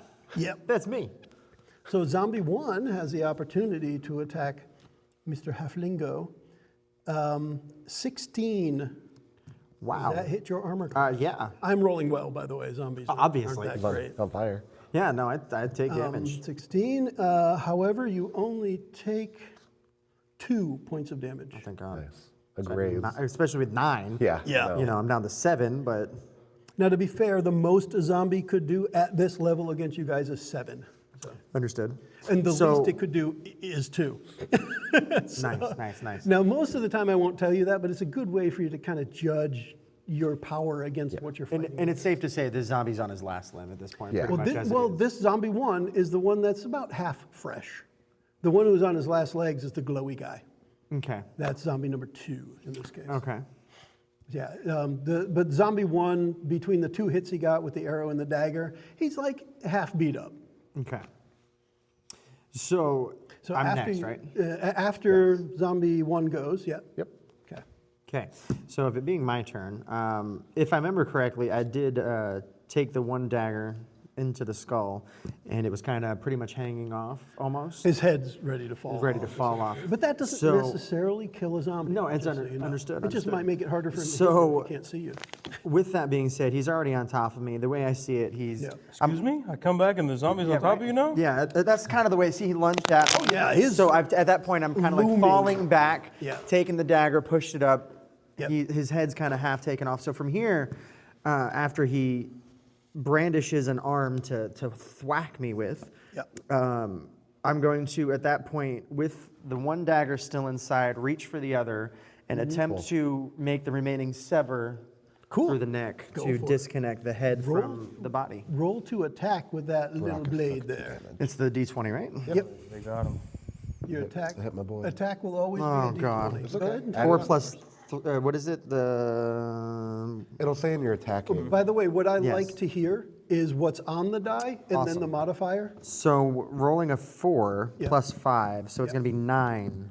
Wouldn't you know it? Zombies are really easy to hit. A 9 hits this zombie. Look at that. Yeah. Look at God. Nice. They're slow. They're not easy to miss. I mean, he's just right in front of you. Understood. That is kind of canon for slow zombies. They're easy to hit. They're just not that easy to kill. Gotcha. Martha I walks didn't with you, mention traveler. movement at the end of the second. Is that You did. I assumed you wanted to stay still, but I did not ask you. Did you want to move closer or further, or stay in your position? Because nothing is currently targeting I'm you. far enough, I think. Yeah, nothing's targeting you. I would say because you took, when you said you took a step back, I consider that like a 5-foot thing. Because one move in D&D, one square is 5 feet. Yeah. So I'm figuring you're 35 feet from everything Yeah, right now. And the zombies couldn't reach you in 1 turn and still attack anyway, so you're pretty safe. Okay, cool. Understood. So with that, yeah, I've so also you got to did do my D4 die. Yep, D4 plus the David's plus the damage. modifier. Yeah, so that's piercing. I roll a 1, and I get piercing a +3, so it's 4. Okay, so 4. If I do that, bad. and then I add that number to that number. So this zombie now, as you're hitting it, as you like lunge your dagger towards it, it's squirming, and your dagger is actually pulling bits of it off. One of its arms falls off, and it looks at its stump, and it's just like ready to fall over, but not quite. And my owl was flying around and pecking at that shit. That's the arm he brandishes next. It's delicious. These zombies are well brined from the salt water. Yeah. I like it. I like the brine because it's salt water. Yeah. The owl might love that flavor. Yeah, he's just pecking at him. It's that tuna flavor. Wow. So who's up next? That would be me. Presuming you're not moving. Um, 'Cause you could at try that to get point, away. yeah. If at that point, if he's still, then I'm gonna go ahead and I say we'll take a roll backwards. Okay. To Now, one of the things I will say, in the game, and this is just an official thing, so we're going to play it officially. I wouldn't do this separately, but the way it's written, since you've already taken an action, you can't take another action to officially disengage, which means if you move away, it could have a free attack at you. Gotcha. And you would know this as the character, even if Devin doesn't know it. You know the zombie's ready to hit you again, and if you try to just move away from it, it Understand, gets you could. a free attack. But there is an action called disengage, where you disengage without provoking an attack. But that is an action as is an That takes attack, its own and you can only do action. one One. action in Gotcha. your turn. For now, later in the game, as your character levels up, many characters get multiple actions. Gotcha. Action economy is tough right now. So with Yeah. all the missing limbs he has, we're about the same person. So we're just going to be on the ground and scrappling right now Okay. until we get this figured out. Okay. And who's up after that? That's me. Go for it. So I'm damaged. I'm hurt by the zombie. So I'm Yeah. going to take my mace and I'm going to swing upward to try to strike it where the golden light is emanating from Zombie 2's chest. Okay. So I have advantage on this roll, so I get to take the greater number. Well, I'm going to say yes, but technically it was until your next turn. It's the end of my next turn. End of your next turn. Thank you. You got So it. thankfully I do get Roll one. double 18. All right. That's awesome. That's a hit. You definitely hit. And I was saying when Devin was rolling, one of the things I like to hear, again, the audio podcast bit, I rolled a 13 plus 5 is 18. Whenever we do that, I think it helps because then somebody knows what was on the die, not just the Sure. number. Okay. Yeah. So on both It's a of good the, thing. you're right. On both of the advantage dice, I rolled 2 18s. Yep. And I get to add 4 to that because of my bonuses. So altogether, that's a 22. Sounds like a 22, which is just close. You just missed. I'm kidding. Yeah. All right. So no matter, I'm going to say because of all of the prep work. Zombie Jesus over here dodging a 22. He's just going to keep coming back. Oh, the light came from inside him. That's you exposed this Right. Because of all the prep work that got us here between the hits and the guiding bolt and everything that is set up to this moment, your hit is going to finish the zombie off. What does it look like when you finish him off? Great. So my mace swings upward and hits this zombie who's missing his torso so hard that it breaks the top of the torso. And the top half of him just falls back behind him. Nice. So not a decapitation, more of like a, the chestitation. yeah, like a vivisection. His It's lower has been separated from his upper. So that falls over, but maybe comically or creepily enough, the feet stay upright. They just start Stuck in walking. the Go with comically. Stuck in the sand. Yeah, so this one is over that last zombie. He's done. So yeah, Zombie 2 is now officially out of the running for killing a character. Was he really running in the first place? No. More of a Out of the shambling. Stumble? more of a lazy shamble. A drunken stupor. if you Yes. They've been drunken lots of seawater. Who's up after? Actually, are you doing anything other than the attack? No, I'm staying right there. Cool. That is Zombie 3. Zombie 3, and he's with you. All right, let's see if I roll well this time. No, it's not going to hit. 8 does not hit you. Perfect. I got to look at the numbers anyway. So yeah, he thought, he got cocky after the first hit, right? And he's like, I got this. Completely missed, like way outside, just a bit outside. Who's up after Zombie 3? All the 'Cause way he's back not up to going Wolfland. anywhere. Say again, sorry. Back to Wolfland. Back to the top of the order, Wolfland. So at this point, I think I'm going to switch the strategy up. I'm going for the leg this time. All right, so I'm going to try to cripple the, actually, Z1 is hurt. Yeah. And he's on that- top of me at this point. You know, at this point, yeah, I need to go for Z1. Okay, and yeah, just to quickly set that scene again, you've got your halfling rogue is tussling with a zombie who they're trading blows at this point. 2 blades just. The cleric lit one up, took a hit, and then beat the living crap out of the other one. So the third one with the dwarven cleric is still, he's up on his feet, even though he's taking a shot. But that first one, it's very unlikely he's going to survive another arrow. At this point, I'm going to try and nail Z1 to help my boy out with the he's double fisting this dude. Yes. And at the same time, he ain't finishing him off. I'm like, all right, bro. You come back in, the zombie's on top of him, and he's double fisting him. Nice. So it's time. No diddy. All right, so Finish the zombie. By the way, my opening for my podcast is the following podcast may be explicit. yeah. Just so you thank know. you. May contain He's innuendo. double fisting the hell out of this dude. All right, here we go. 1d20 plus 7. 10 plus 7. 17 will definitely hit zombie 1. Now we'll And go as I was for- saying, and this is where I kind of like what I did with Joey was, I know no matter what you do, you're going to finish this zombie off. tell me what that looks like. I mean, you can do it like from start to finish. You notch the arrow and you sight it down. I think what I'm gonna do is I'm gonna aim right for this zombie's head. Yeah. At the same time, he has one knife up like this, ready to headshot this dude. Yep. And my owl guides the arrow, perches on the arrow, flies, and then hits the zombie, goes right through his head, and he falls on his knife. Nice. Cool. And ends it that way. So you're like this, and you're getting zombie drool in your mouth after you double fisted him. I'm just double fisting away. Taste like success. So, I'm gonna roll 1d8. You actually don't have to. Don't have to. Yep. Oh, he's done. Yeah. When I'm telling you you're getting a kill shot, I don't need the Okay. damage. Yeah. So literally, my owl Leads helped the shot. drive Yeah. that arrow into the zombie, Yep. Cool. and then he fell right on your dagger, and Yep. he's dead. And then as the final moment for the zombie, when it falls on your dagger and its momentum stops, the arrow with its brain pops out of the back of its head and lands on the beach And my owl eats it. with a nice wet thud. Nom, nom, nom, nom, nom. Hell yeah. And who's up next?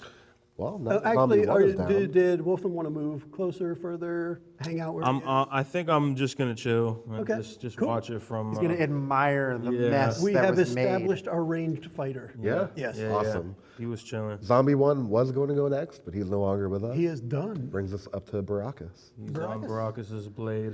Awesome. So, Baracus, now you no longer are engaged actively with a foe. So there's underneath no this zombie. zombie I'm underneath Yeah. this corpse covered in all sorts of liquids and fluid. And then since that didn't happen with a game mechanic, you don't need a game mechanic to get out of that. That was our own description. Yeah, understood. So otherwise it would have been, you might have been prone and restrained, which are two conditions that you don't want to be in this case. You know what would have been a cool thing though? Side note, I should have threw the arrow up.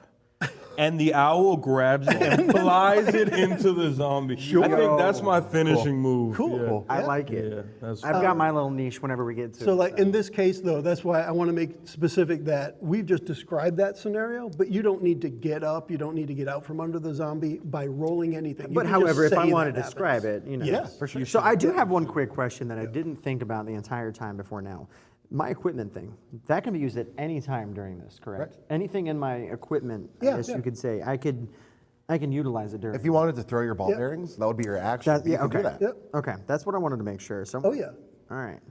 For sure. And pretty much when it comes to combat, we regularly expect those three things, like I said. You're going to attack, you're going to move, you're going to cast a spell. However, anything you can think of that you might want to do when you're surrounded by zombies, go ahead and say it. We'll figure out how to make it happen. If you don't have spells, it's just move or attack, right?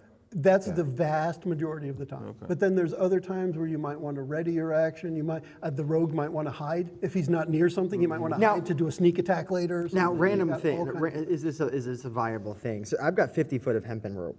I have the same thing. So essentially I can use rope for whatever the hell I want. Yeah. Yeah. So say I wanted to, if I'm close enough to this third zombie that's about to come down on this man, could I take said rope and say lash it around this zombie from, I guess you could say from behind, to pull him back to expose So him? after double fisting, Yeah, one, right. I mean, we're gonna. you want to I get just, the other one from this behind. is just things that I'm thinking of. Or attach it that to I your could dagger. That's Yeah. called a combat maneuver. Just want to make sure. Okay. So, and here's how I would play it, which would be within the rules, but I think I put a different twist on it. What I would have you do is have you do a roll that's applicable. So chances are might just be a straight up dexterity roll. I'm not sure if there's anything I would consider rope handling as a skill.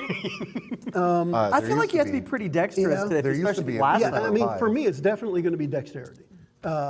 So I would He's a say cowboy criminal. what you would end up, No, that's not what Yeah. I'm talking about here. Like the outlaw. cowboy style. In this case, that's just an outlaw, right? Let's get out for Brokeback here, okay, guys?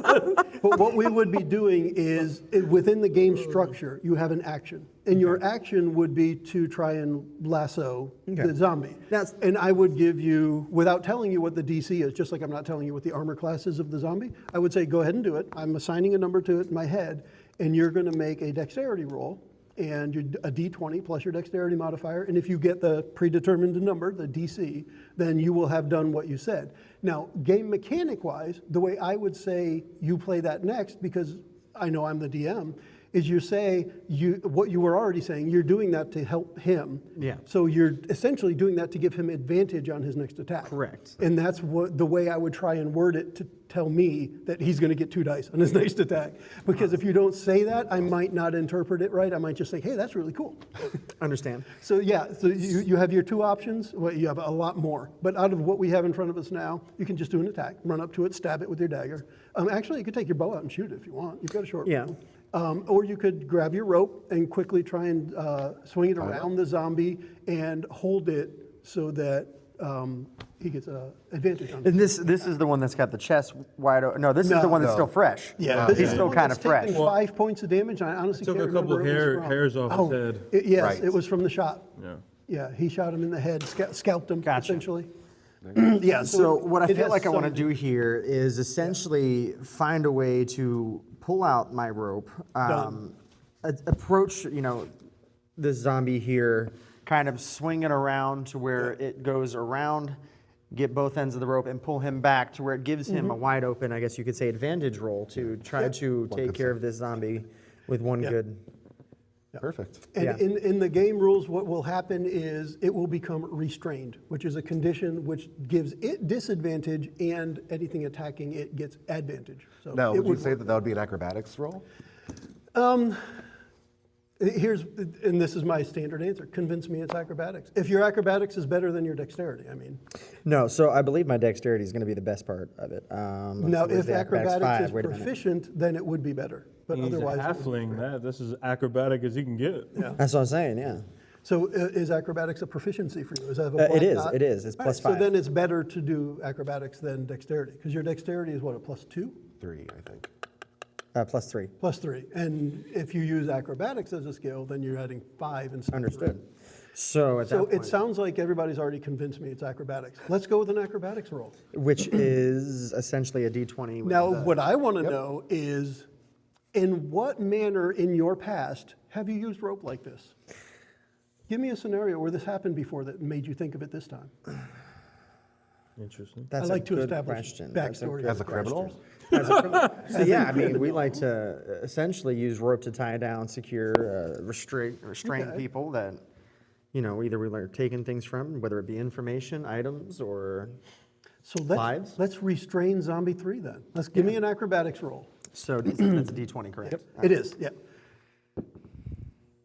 A 7 plus That was 5. one. I was about to laugh so You drop So hard. that's I'm like, whoa, that's the gift for trying to be acrobatic, So I bro. rolled the 7 So plus a my 5 12? is a 12. A 12, definitely. You know what? What I'm going to do just for kicks is I'm going to give him an opposing dexterity roll because he is moving. He's not watching you, but he's moving. Zombies aren't dexterous either.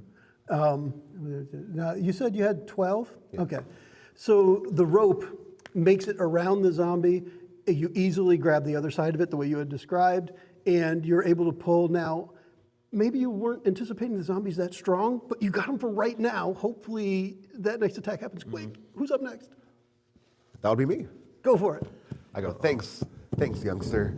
And now with my advantage. I Yes, now swing you my have mace. advantage on whatever attack you do. So seeing that it's a very tenuous hold on this Yeah. zombie, I'm gonna try to, with both hands, smack him with the mace to try to create distance between them for when he gets freed. I don't want him to turn around and hurt this. Yeah. Thanks, man. That sounds reasonable. So an attack with advantage. I'm watching both with- you with little your mace? people. With my mace. This dude's just over here like, So that's a 8 plus 4 with my advantage, so Yep. 12 total. 12. So what was the other die?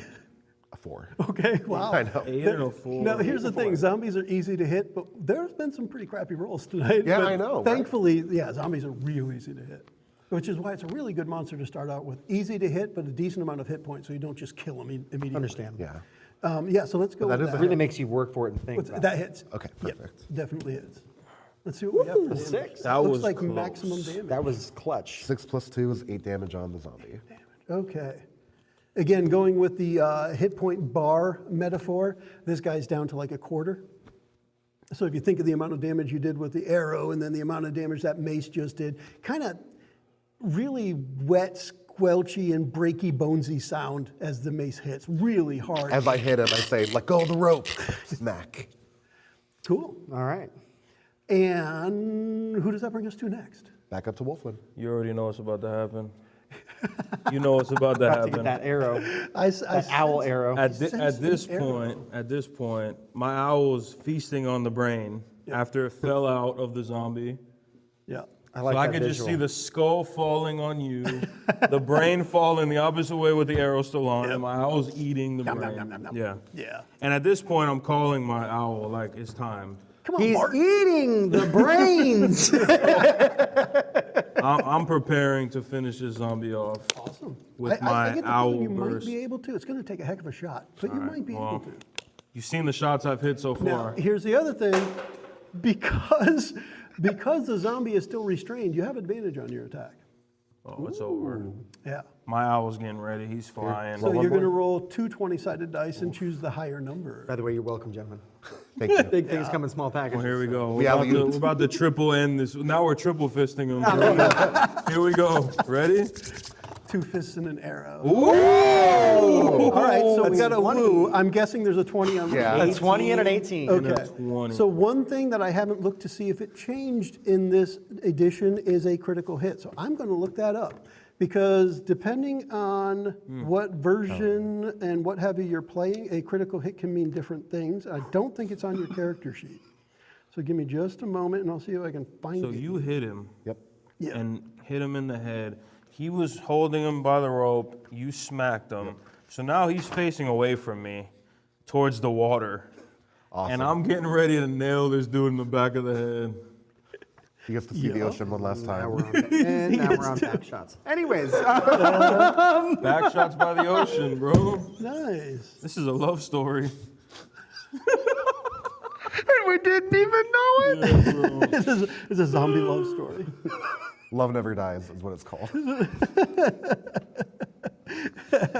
This week on Card Universe, Love and the Undead. We explored Devin's double fisting zombie. Critical hits, finally. All right. You get to roll extra dice for the attack's damage against the target. Roll all of the damage dice twice and add them together, then add any relevant modifiers as normal. So for example, your damage die is a D8, right? Mm-hmm. You will roll that twice, and then you will once add the modifier that you get when you make an attack. Okay, so throw them both in here. Yep. Yep. So 3 and 4 And then what is the plus normal? 3. 10. 10 damage. 10 damage. That is exactly 1 point more than you needed. So now Bart is already feasting on the other thing. How does this kill shot happen? Whoa. I toss up the arrow. He's already left. I already called him. He left the yeah. brain. He's swooping around. I'm tossing it in the air. You guys are both looking. You already know what's going to happen. He grabs the arrow. The zombie's looking at the ocean one last time. And Bart setting. and Bart drives this arrow right through the back of his head, and he falls flat in the water. The rope easily comes out of your grasp, and the zombie falls face first down onto the edge of the beach. Face down. Face first. And that brings us to the end of this encounter with the zombies. Nice. Very cool. And I need a shower. And yeah, You gotta clean your rope off. Or rinse into the ocean yeah, here. you guys can at least rinse off, just maybe not where the dead zombie is, the double dead zombie. And what that's actually going to do for us too is that's going to end our session for tonight because of Right when time. it's getting juicy. Yeah, definitely juicy, sticky, icky, yucky. What I'd like to do is, and this is what I like to do at the end of every session, talk about how it went. So first off, for the guys who'd never played before, what do you think for your introduction? I thoroughly enjoyed it, honestly. I think having Joey here, especially you, I mean, obviously you're priceless here in this situation, but having Joey here That's just because you won't pay. Yeah, I know, right? But having Joey here and hearing how he plays and describes the game, it helps. I'd have to say it helps me pick up on things that I can do or things that are allowed and realize how open-minded this game really is. A real life guiding bolt. So, oh my god. Wow. You gave him advantage on his next character description. Oh my Yeah, I god. didn't realize where to put the detail and where not to, and blah blah blah. So I think that kind of guided the story a little Like bit better. them bolts and arrows. Yeah, it was more That was about awesome. like, and I think I found my shtick Yeah. Yep. That with owl. my owl attack. I think that's pretty cool. a good start. Yeah. Yeah, that's pretty Something dope. that people who have never played D&D before have a problem like grasping is that you really can try to do anything. Yes. When you're playing a video game, it's really easy to get into the mode of I explore, I attack, and I talk. Yeah, I was just about to hit the X button and just try to shoot him as many times as I Yeah. could. And that, to be fair, that's how the game plays unless the people are adding the flavor. flair. Right. Yeah, then I started looking at it more like a movie scene. Yes. And then I was like, okay, well, now where is the zombie heading after you're pulling him with the rope? You smacked him, he's looking at the ocean, and I'm finishing it off. And now do we just become best friends? I know. What are we? Pretty Some much, kind of Dungeons and Dragons? So like, yeah, I enjoyed it. I'm very, I like being creative, and this kind of was a different, uncomfortable way of being creative. Yeah. But now it's like, well, where does the story go? Yeah. And now I'm like, what are we gonna do next? Where are we going? Like, so it's cool. Now I'm like looking forward to it. And now, instead of trying to like come to grips with how to play, now you can start thinking about your character, what your character is doing here, how you're going to be playing that type of character. I didn't even get dirty. I'm just Yeah. chilling. Yeah. My owl did more work than I did. You got to tell Bart to go clean himself off before he comes back. Yeah, I'm chilling at this point. So it was fun, really fun. Covered in all the fisting juices.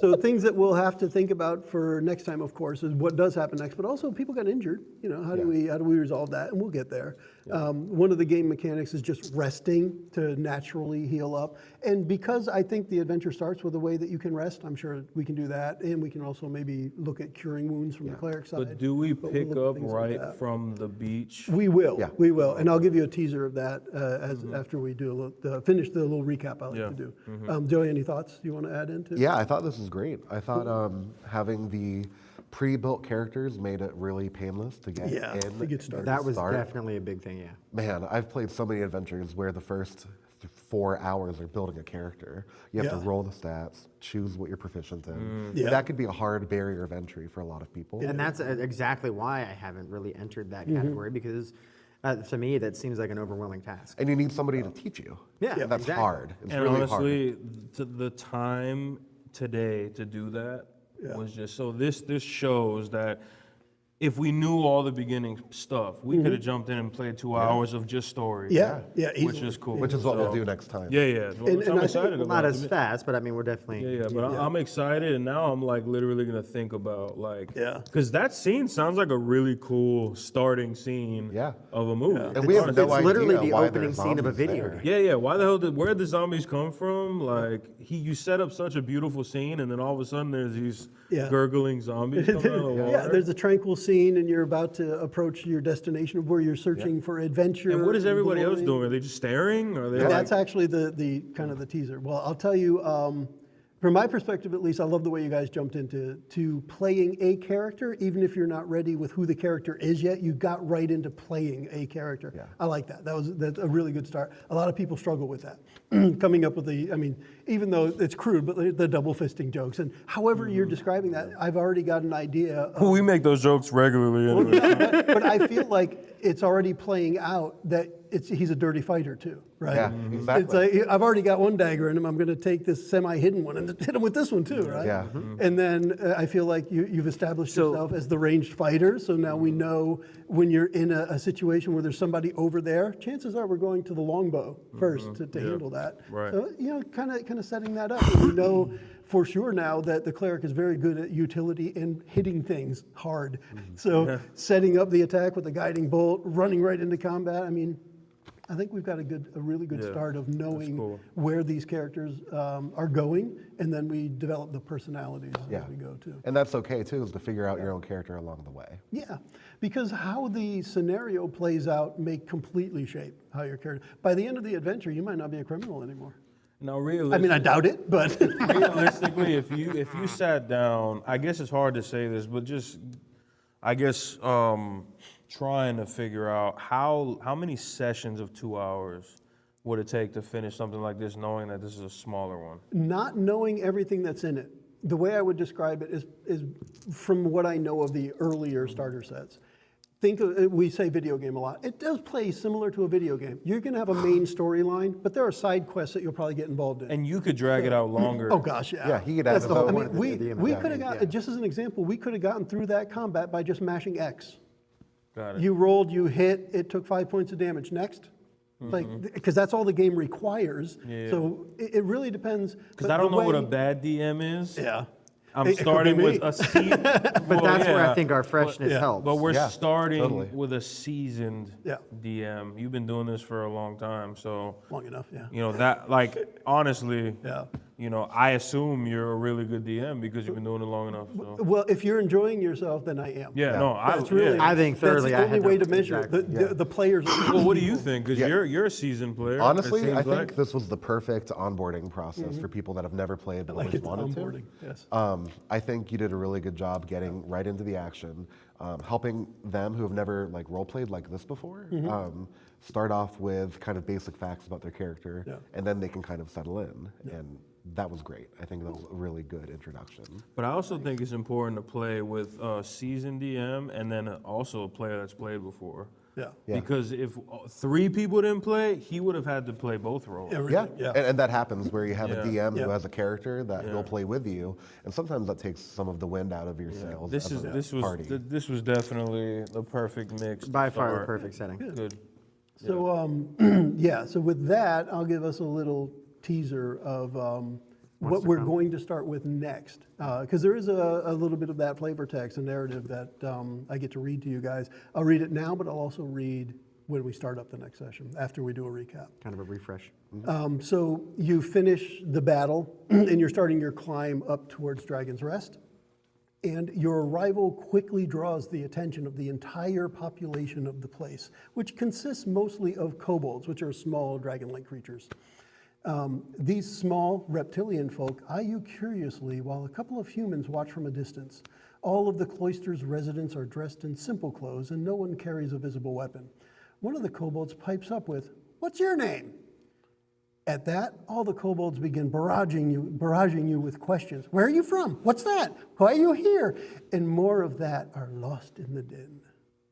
That's where we'll pick up next time. All I You got that was, immediately mine, drew- mine, mine, mine, Yes. mine, mine, mine. You immediately drew the attention of the inhabitants of said area. Nice. All right. Next time on Dragon Ball Z. Yep. So yeah, for that, then I'll do what I normally do. I'll wrap this up, and we can all say bye. Peace. See you. Good shit. Thank you. Awesome. The preceding podcast was brought to you by One Joe Young. You can find us online at adventuresfromtheshed.com.